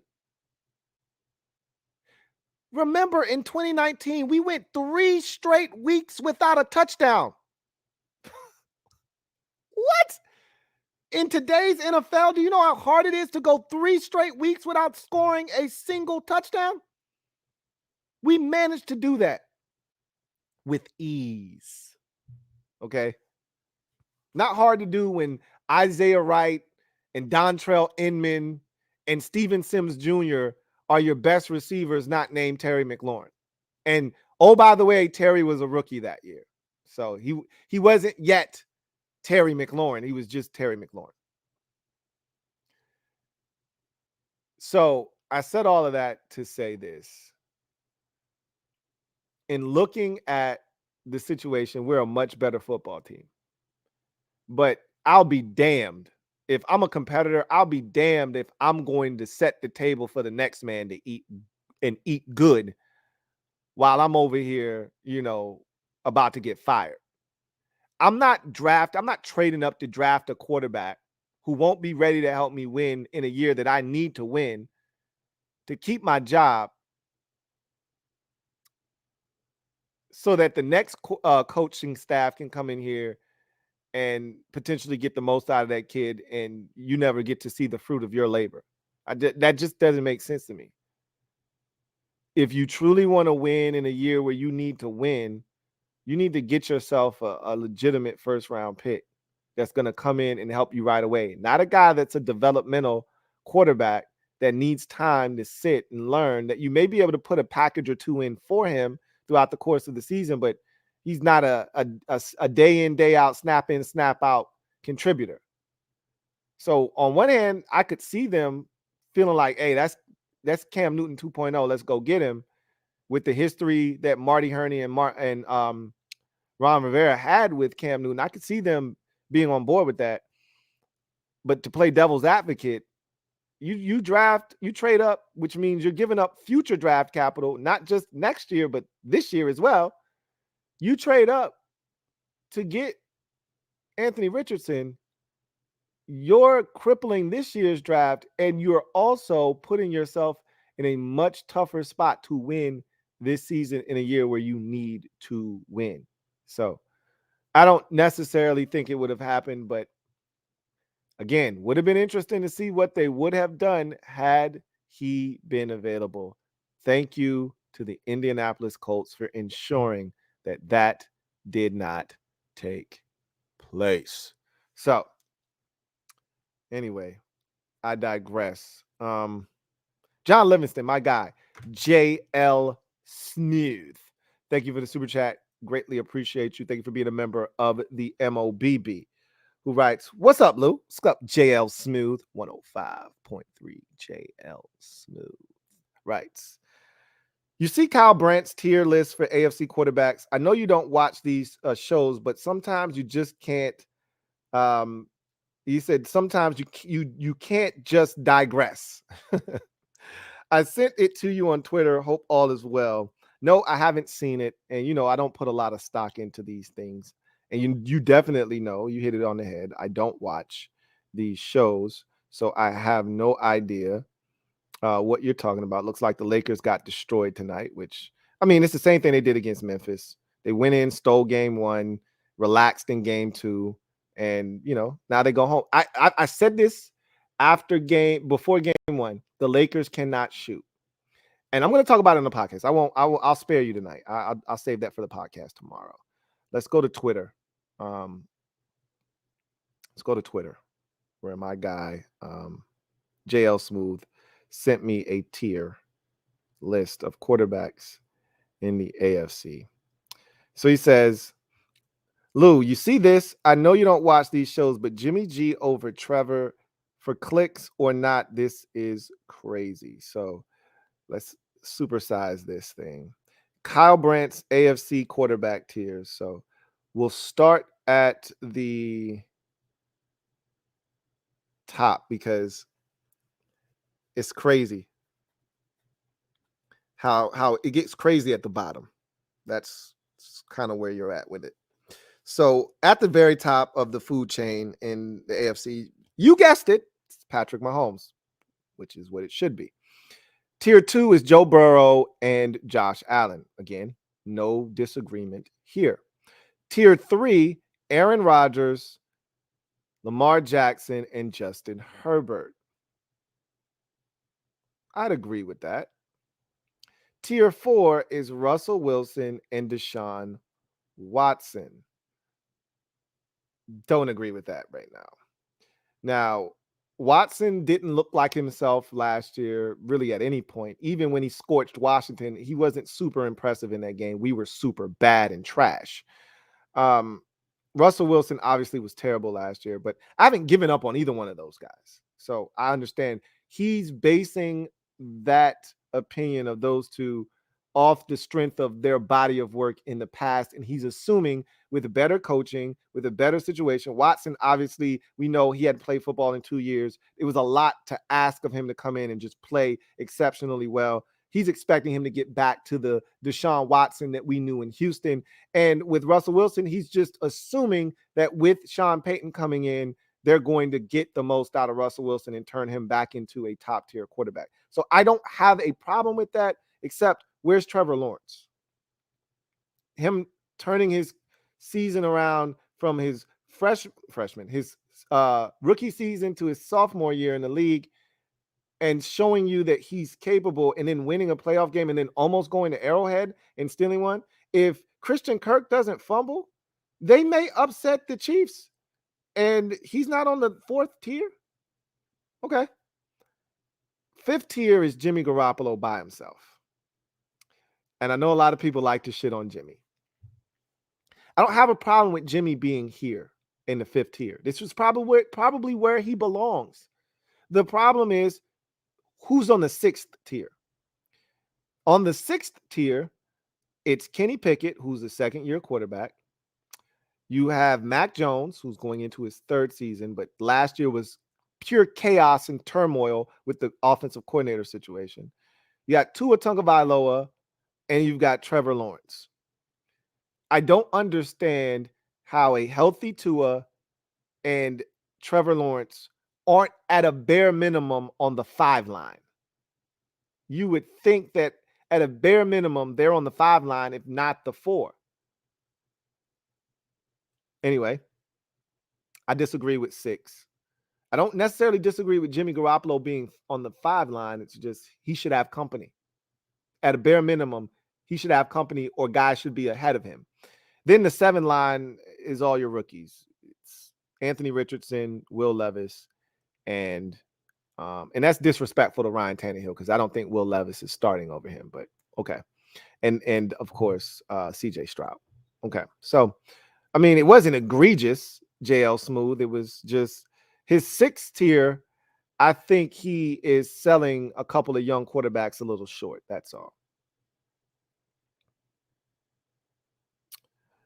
All right. Got another super chat. This one is from Washington football fan WGIL. Thank you for the super chat. Greatly appreciate you. Washington football fan WGIL. Thank you for being a member of the MOBB. Writes, Lou, if not a new stadium, then what? What can the feds do with the property that won't benefit the city's economy? It's a safety hazard just sitting there. So they plan on doing something with it. That was always the plan, whether it was give an opportunity for a sports team, because here's the thing about a football stadium. You want it to be multi-purposeful. You want to be able to host concerts there.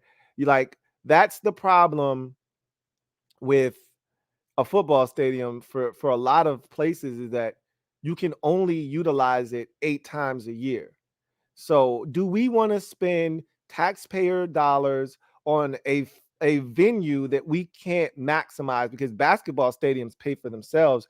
You play 41 games there. If you make the playoffs, you're playing even more games there. But more importantly, concerts come, different things come. You can have it in the basketball arena, right? You can have a monster truck rally at the basketball stadium, right? You can do all of those things, concerts, you know, all of those things. It's hard unless you got Beyonce or somebody coming. You can't sell out a football stadium for a concert.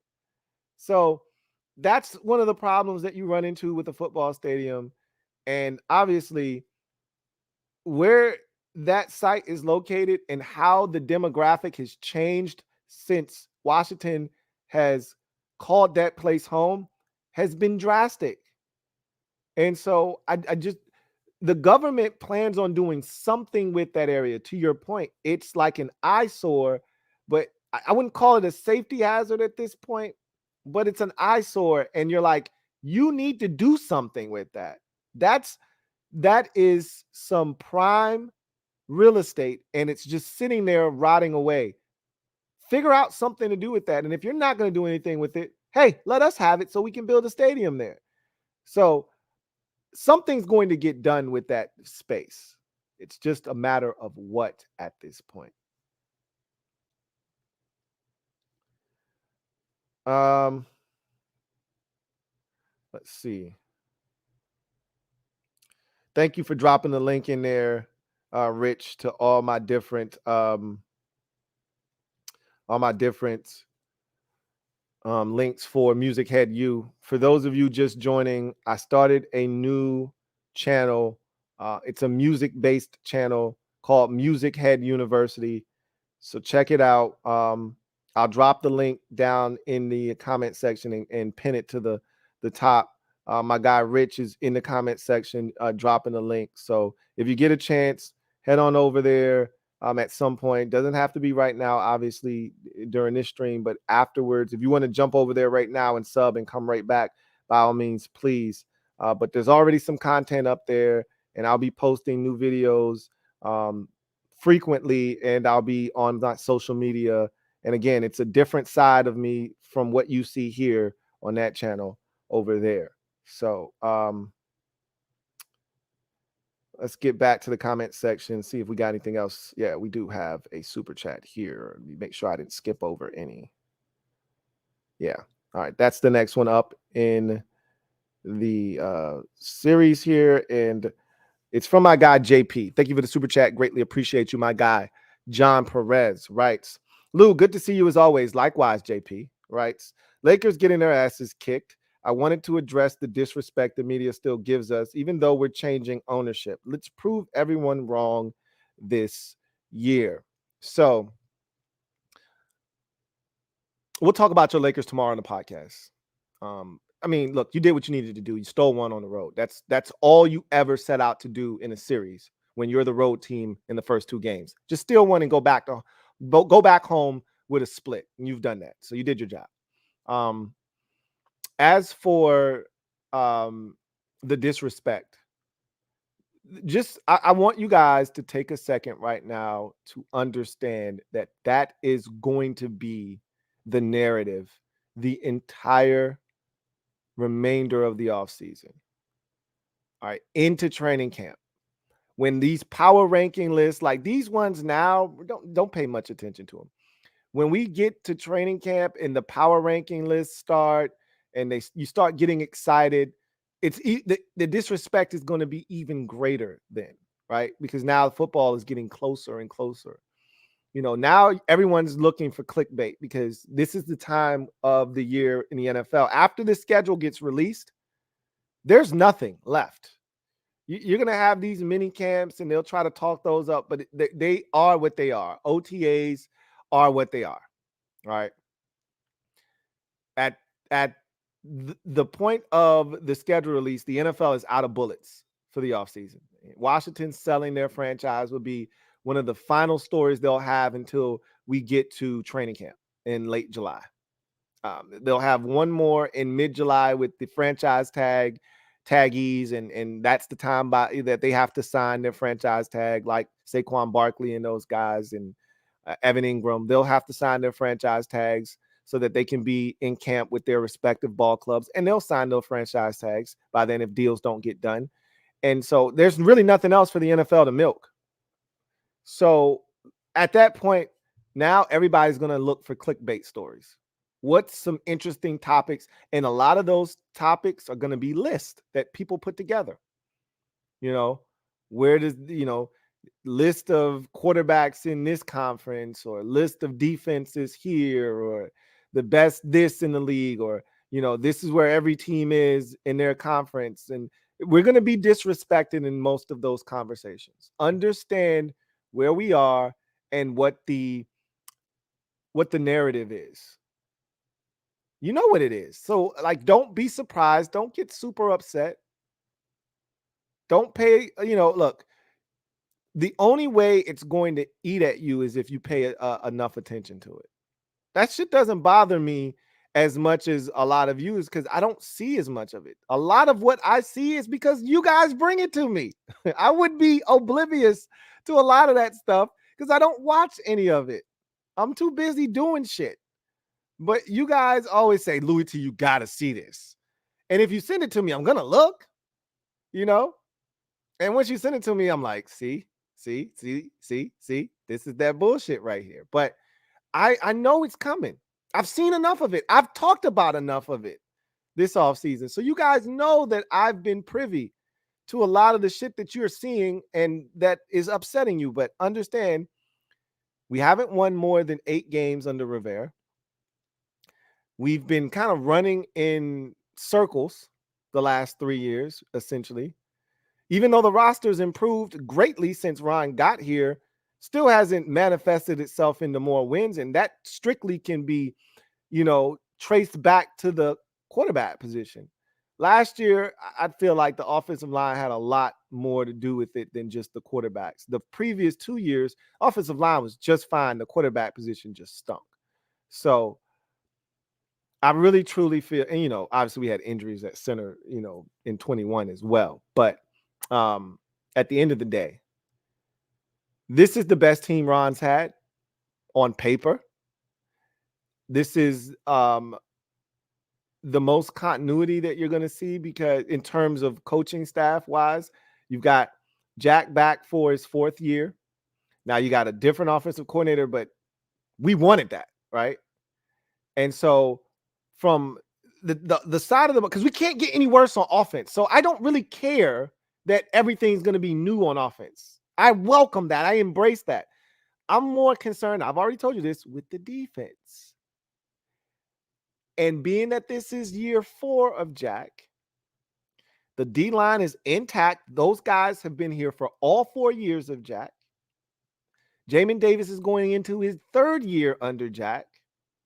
The secondary is very comfortable. You're adding in a new piece or 2, right? Considering the first 2 picks are both going to play a ton of snaps for us. You're adding in a couple of rookies, but Derek Forrest is going into year 3 of this scheme.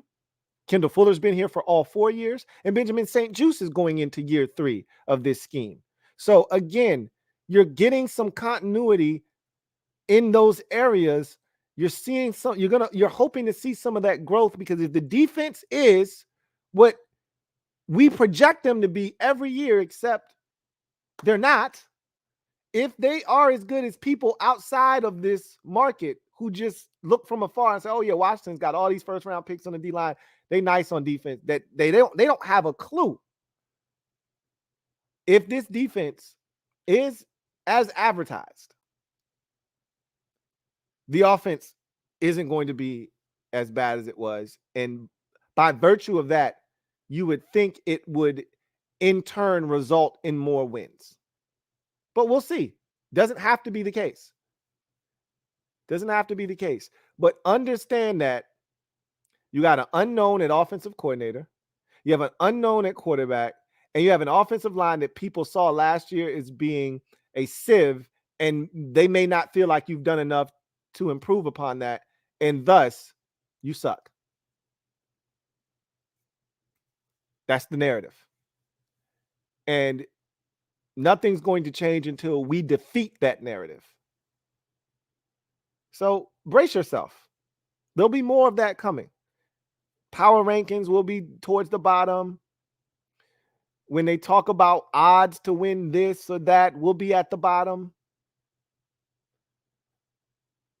We're not going to be in any discussion for anything, but neither were the Giants last year. Neither were the Seahawks last year.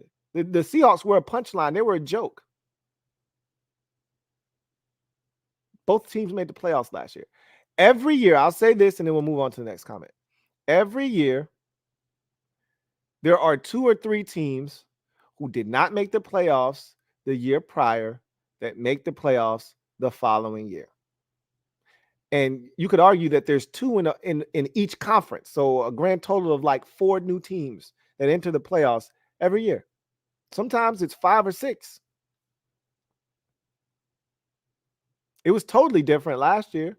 I don't think Minnesota made it the year prior. We know the Giants didn't, and we know the Seahawks didn't. Or did they? No, they didn't. That was Russell Wilson getting hurt and then getting traded next offseason. So, yeah, all 3 of those teams made it in the NFC. So that alone is 3. In the AFC, the Dolphins made it to the playoffs. They didn't make it the year before. Who else made it? The Chargers made it, and the Jags made it. That's 6 teams, 3 in each conference that weren't there the year before that made the playoffs the following year. So I'm not saying it's going to be 6 different teams again this year, but it could be. And I think we're going to be one of them. But we'll see.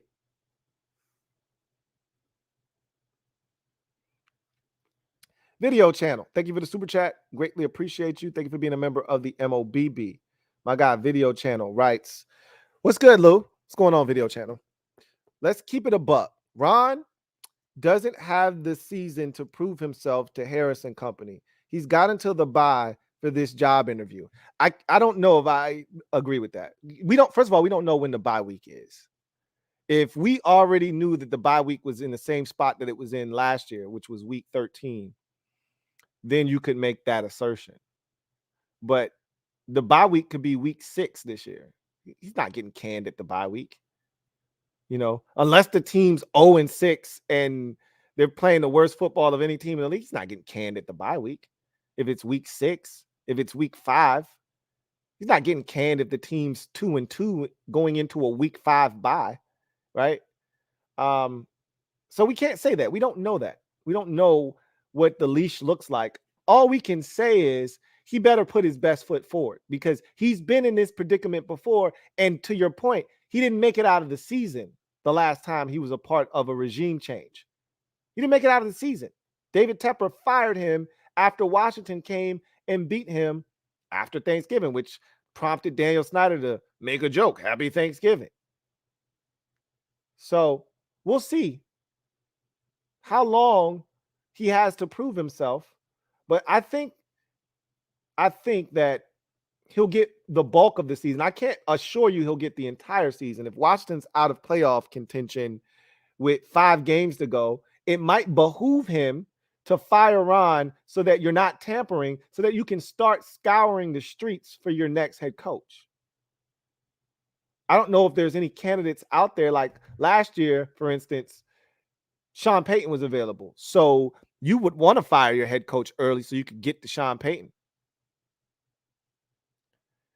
That's not the case. There isn't a Sean Payton sitting out there this year waiting for an opportunity. So I don't know if firing Ron Rivera early does you any good. So we'll see. We'll see how long he has. Joe Rockhead, thank you for the super chat. Greatly appreciate you. My guy, Joe Rockhead, thank you for being a member of the MOBB, writes, this year, the disrespect makes me Birdman hand rub instead of mad. I want all the smoke like Snoop Dogg's lungs. That's kind of how I am with it, essentially. It initially started out as me getting frustrated, the stupid articles, my buddy calling me up, asking me dumbass questions.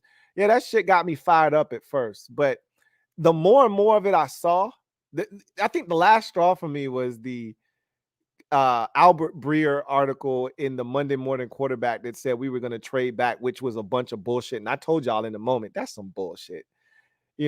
How is Ron going to prepare for next year as if he won't get fired this year if we're not good? That doesn't even make any sense.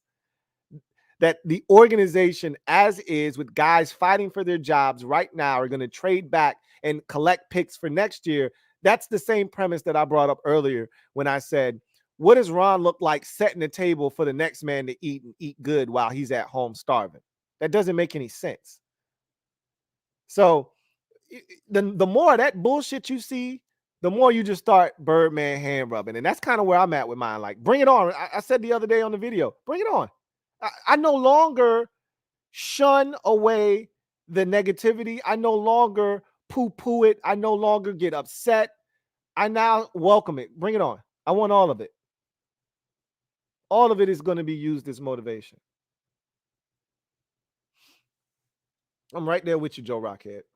Jeremiah Stafford, thank you for the super chat. Greatly appreciate you. Jeremiah writes, sup, Lou?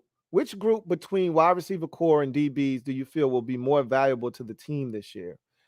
Oh, my answer is always going to be wide receiver because we know what this group is capable of. We know how dynamic they can be. We know how they can impact games. And Jahan's just scratching the surface. Curtis showed us a lot of what he can be and bring to the table. He's the guy that I'm most anxious about this year in terms of the receivers because I really don't know what his role is going to be. I don't know how Bieniemy sees him and what he'll try to do with him. I know they had some guys with similar skill sets in Kansas City, and they made sure that they got them the football in a multitude of ways. I just don't know what Bieniemy's philosophy is on guys like Curtis Samuel, who he's not a traditional wide receiver, but he can be a really solid traditional receiver. But he's a guy that you just got to get touches to any way, shape, or form. And I don't know if Bieniemy subscribes to that or not. He may be just like, nah, let Curtis line up and, we might motion him and do all that stuff, which is what Scott Turner did with him. But Scott also got him the ball, unsuccessfully at times, but got him the ball, jet sweeps, running backs, all that sort of stuff. Be anxious to see if they continue to do that with him this year or not.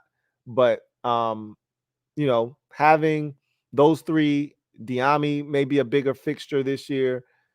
That group, I think, just instills a lot more confidence in me than the cornerback group because they're still young. Juice still doesn't have a pick to his name, still injury prone the first 2 years of his career.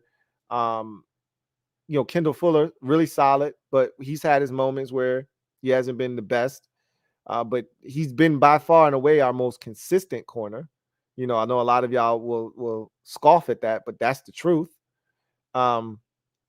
And then you're bringing in a rookie in Emmanuel Forbes. And then, Danny Johnson's there and the kid you got off of waivers from the Vikings is there. And so you got a bunch of stuff, Castro Fields is there and Rashad Wildgoose.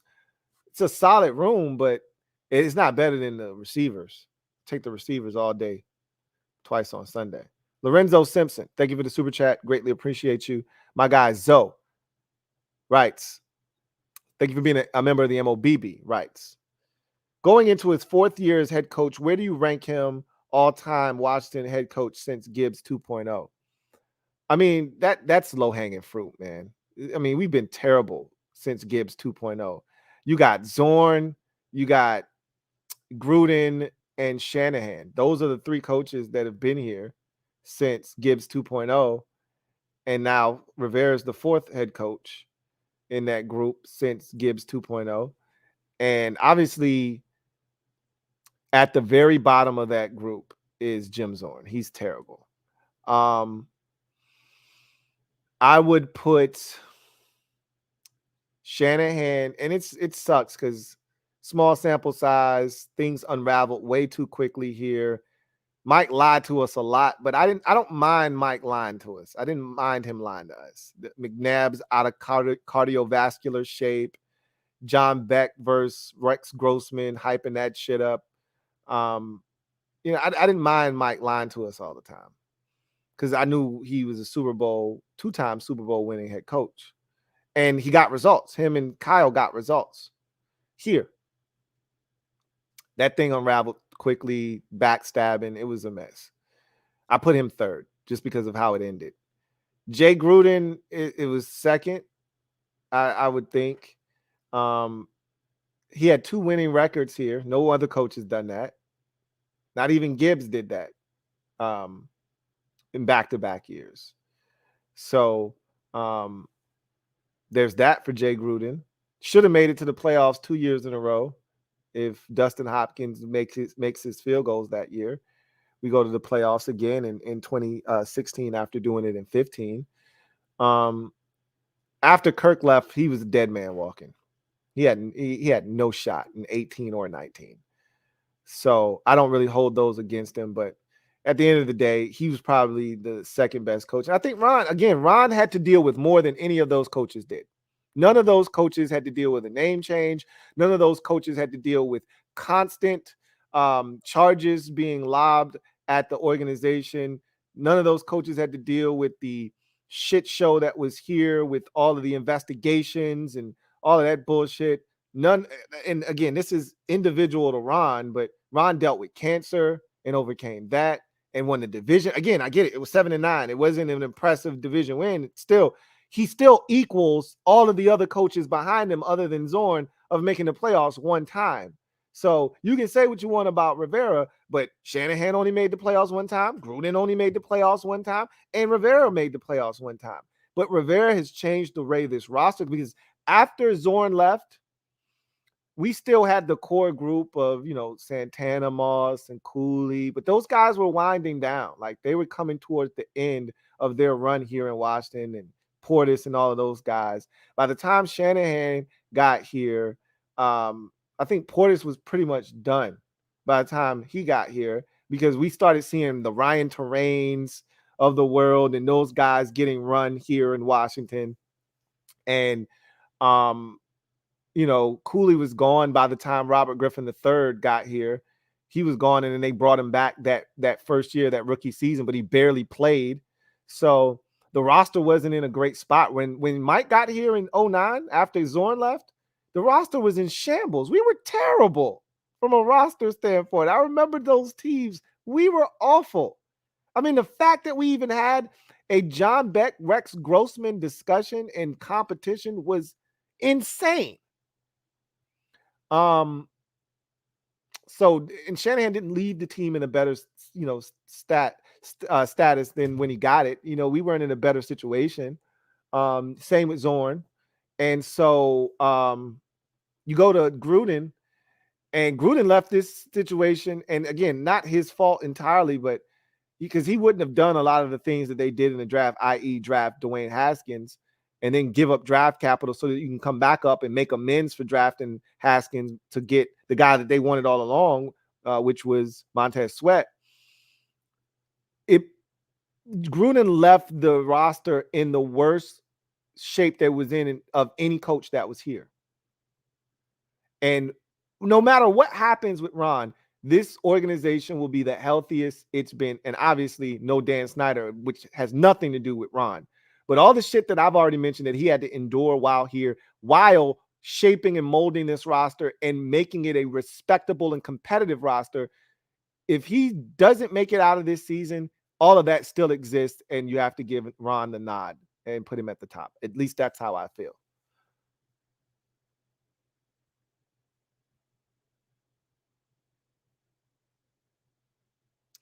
Let's see.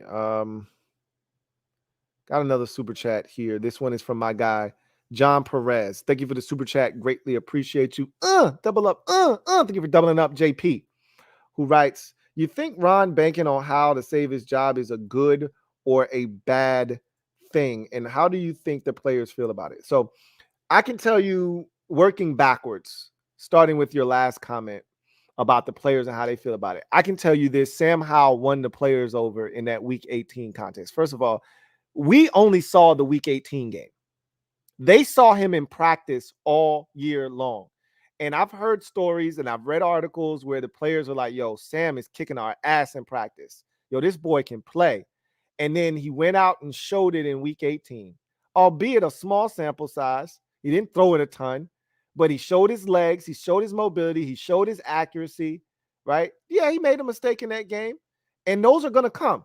He won't be clean the entire season. There will be some interceptions and some mistakes where you go, come on, Sam. But that's any young quarterback. All right. At the end of the day, that locker room speech that he made was a culmination of everything he had done that season, starting from last preseason all the way through the regular season as a practice squad guy. And then remember, when Carson got hurt, he was the backup quarterback. He was preparing every week as if he could start or if he could play, right? Anything could happen. He was one snap away from getting in the game during that period where Wentz was out. And then got the opportunity in Week 18, seized it, played well. We won. He makes the fiery speech. They believe in him. Sam's been along for the ride this entire offseason. When Eric Bieniemy came and to his introductory presser, who was there? Sam Howell. They had the draft party over the weekend. Who was there? Sam Howell. They believe in him. They're putting him out in the forefront, and the players believe in him as well. They think they got themselves one here. So I'm not concerned about the players. They're on board. All right. As far as Ron banking on Sam to save his job, is that a good thing or a bad thing? We'll see. It remains to be seen. What Ron appreciates about Sam Howell is he's on a rookie deal. And so that gives him the flexibility. So Ron was so excited about the flexibility that he got this year because he didn't have any last year with Carson Wentz. None. We had to cut guys so they could make space for Wentz's $28 million salary. So he's just excited that they were able to go out and get Nick Gates and Andrew Wiley, and they were able to go out and sign Cody Barton and bring in Trenton Scott. He's just excited that they were able to do all of these things this offseason because they weren't able to do that. They weren't able to bring back a Danny Johnson. They weren't able to bring back a F.A. Obata on a one-year deal or a Tyler Larson on a one-year deal, right? They weren't able to do all of those things last year because of the Carson Wentz situation. So he is appreciative of that, but also I think he understands the same thing that I've been preaching, and you've heard Ron say it out of his own mouth. Sam Howell isn't your standard run-of-the-mill fifth-round quarterback. You telling me if he was in this year's draft, he wouldn't have gone in the second round? You telling me that Hendon Hooker is better than Sam Howell? And some people say, yeah, Hendon Hooker is better than Sam Howell. I don't buy that for 1 second. Sorry, not sorry. I'll buy it for 1 second. And I get it. Hendon Hooker's coming off of an ACL. Probably would have went in the second round. I don't know if he would have went in the second round or not. But Hendon Hooker coming off an ACL goes in the third round. You telling me Sam Howell wouldn't have gone in the second? I think Ron believes in Sam Howell. Contrary to popular belief, everybody's like, oh my God, they're starting this fifth-round quarterback. They're going to suck. Okay, we'll see. We'll see about that. He's not your standard run-of-the-mill fifth-rounder. I can assure you of that. What's the ceiling on him? I don't know. Ron banking on him in a year where he's got to win, it's dicey. I wouldn't recommend you doing that under normal circumstances, but this isn't a normal circumstance here. You know, it's them taking a swing in the opposite direction. They've been swinging at veteran quarterbacks that have cost them money each of the last 2 years. They're not doing that this year. They said, we'll take Jacoby Brissett on a discounted rate as a backup, but we're not doing the whole veteran quarterback coming in here to start thing. F that. Let's see what the young fellas got. I would love it if he were in the same system for the second consecutive year. But look, Sam's a smart dude. He's got the playbook already. He's got an idea of what Eric Bieniemy's looking for. Now he's just got to study the hell out of it, be ready to compete when training camp gets here, and we'll go from there.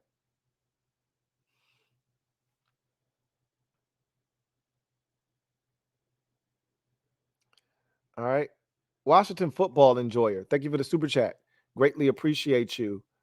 Washington football enjoyer writes, Happy Cinco de Mayo and happy birthday to John Bostic. Happy Cinco de Mayo. I forgot today was the 5th. It's past midnight on the East Coast. Happy Cinco de Mayo to all of you out there who celebrate that day. Isn't that Mexican Independence Day essentially? That's what that day represents. I think that's what I was told. I'm not quite sure about that. You can correct me if I'm wrong there.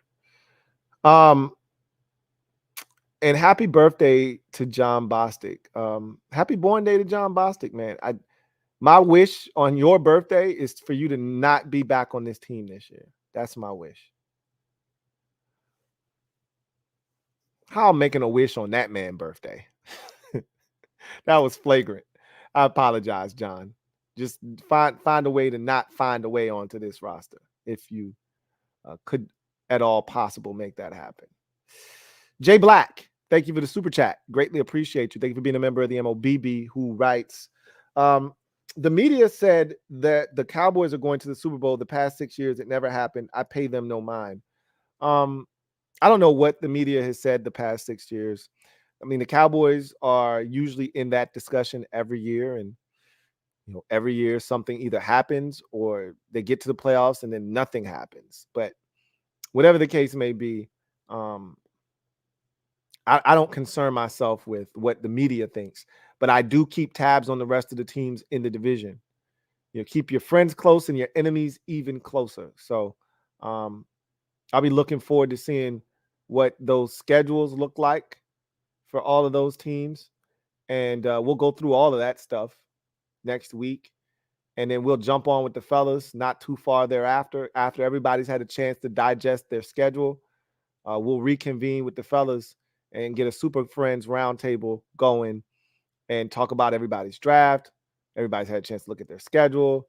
I don't know if we'll do a prediction video then. I think that'll be a little bit later down the line after you've seen, everybody. I think right before training camp, maybe we'll get one of those in sometime in that neighborhood. But it'll be fun to have everybody talk about their draft, how they feel about their off season to this point, and how they feel about the schedule that has been released.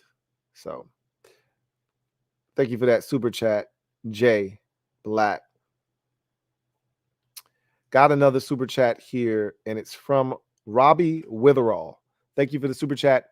Greatly appreciate you. My guy Robbie writes, hope you and your family are good. Thank you for what you do. Hey, I appreciate you, Robbie, man. Thank you for the support. Thank everyone out there for the support, man. I truly do appreciate you. So, with that said, that is the final super chat of the night. And thus, I am going to get out of here and allow you guys to get back to doing whatever it was you were doing before I rudely interrupted. I look forward to chopping it up with you guys tomorrow on the podcast. For those of you who aren't podcast listeners, we'll be back next week with a ton of content.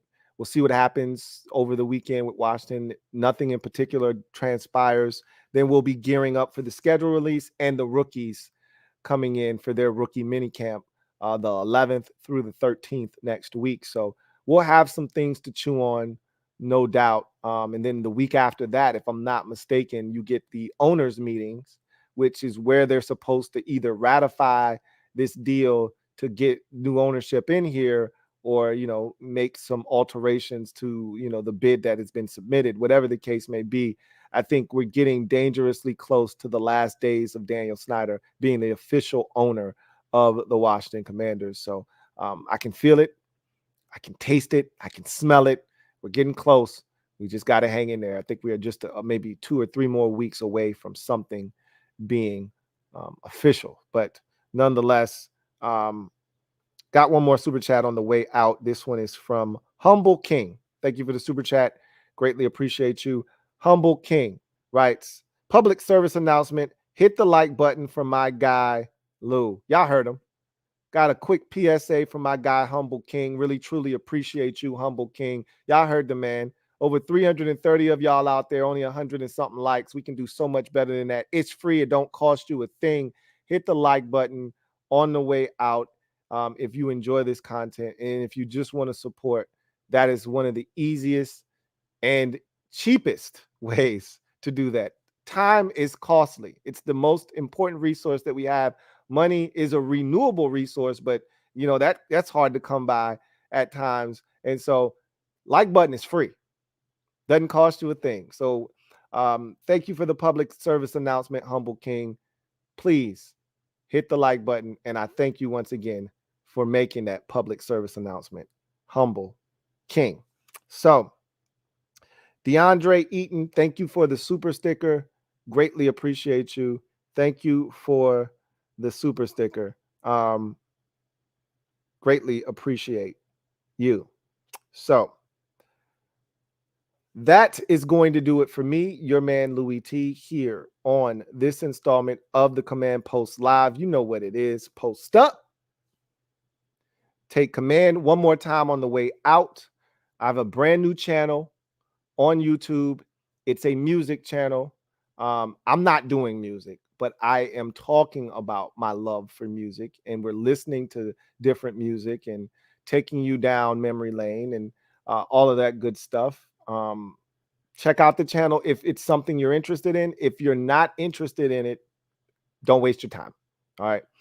Music Head University is the name of the channel. I will drop links down in the comment section. There are already links in the chat right now via my guy Rich. Shout out to my guy Rich for making that happen. But I will put links down in the comment section. As soon as this video is over, I will pin those comments to the top of the comment section so that you can go check it out. All you have to do is type in Music Head University on YouTube and you will find it. Type in Music Head U on IG or Twitter and you will find both of those handles there as well. So Music Head U on any of the platforms, YouTube, Twitter, and IG, and you'll find it. And that channel is going to be a lot of fun. And so if you're interested, you know where to find me. Anyway, got another super chat. This one is from Robbie Witherall. Double up. Thank you for doubling up, Robbie. Greatly appreciate you. Who writes, thoughts, Eagles and Commanders splitting this season? I think it's a very realistic possibility. I mean, we split with them last year. They were the far superior team, and we still went into their building and beat them. And I contend that first game, it was a thorough ass whooping. But again, they only scored in one quarter in that game. We did not play as poorly. Like the sacks and all of that shit and the unraveling in the second quarter was just disheartening. Being down 24-0. This was a 0-0 game going into the second quarter in that first Eagles game. And then we unraveled in the second quarter. But they didn't score another point. And some could say, oh, it took their foot off the gas. Nobody takes their foot off the gas in the NFL. If you can stomp a mud hole in a team and put up 40-something points, that's what you're going to do. They just couldn't on us. All right. But we weren't capable of, closing the gap and making that football game competitive with the state of our offensive line at that time. I like our chances against Philadelphia. I think we match up with them very well. Of all the teams in the division, I think the Eagles are the one we match up best with. So for whatever reason, I can't explain why the Giants have our number. That shit still doesn't make any sense to me, but they do. Daniel Jones kicks our ass. I can't for the life of me figure out why Daniel Jones struggles with everybody else. Can't beat the Giants or can't beat the Cowboys. Gets his ass routinely kicked by the Eagles, but he sees us coming and it's a career day on deck. I just don't understand that, but that's why it's family business. It's not meant for us to understand. It's what happens with the family. So, yeah, I see us splitting with the Eagles. Anyway, y'all get out of here. Have a good one. And hopefully I'll see you guys tomorrow for the Louie T Network podcast. Until then, you guys take care. God bless. Good night.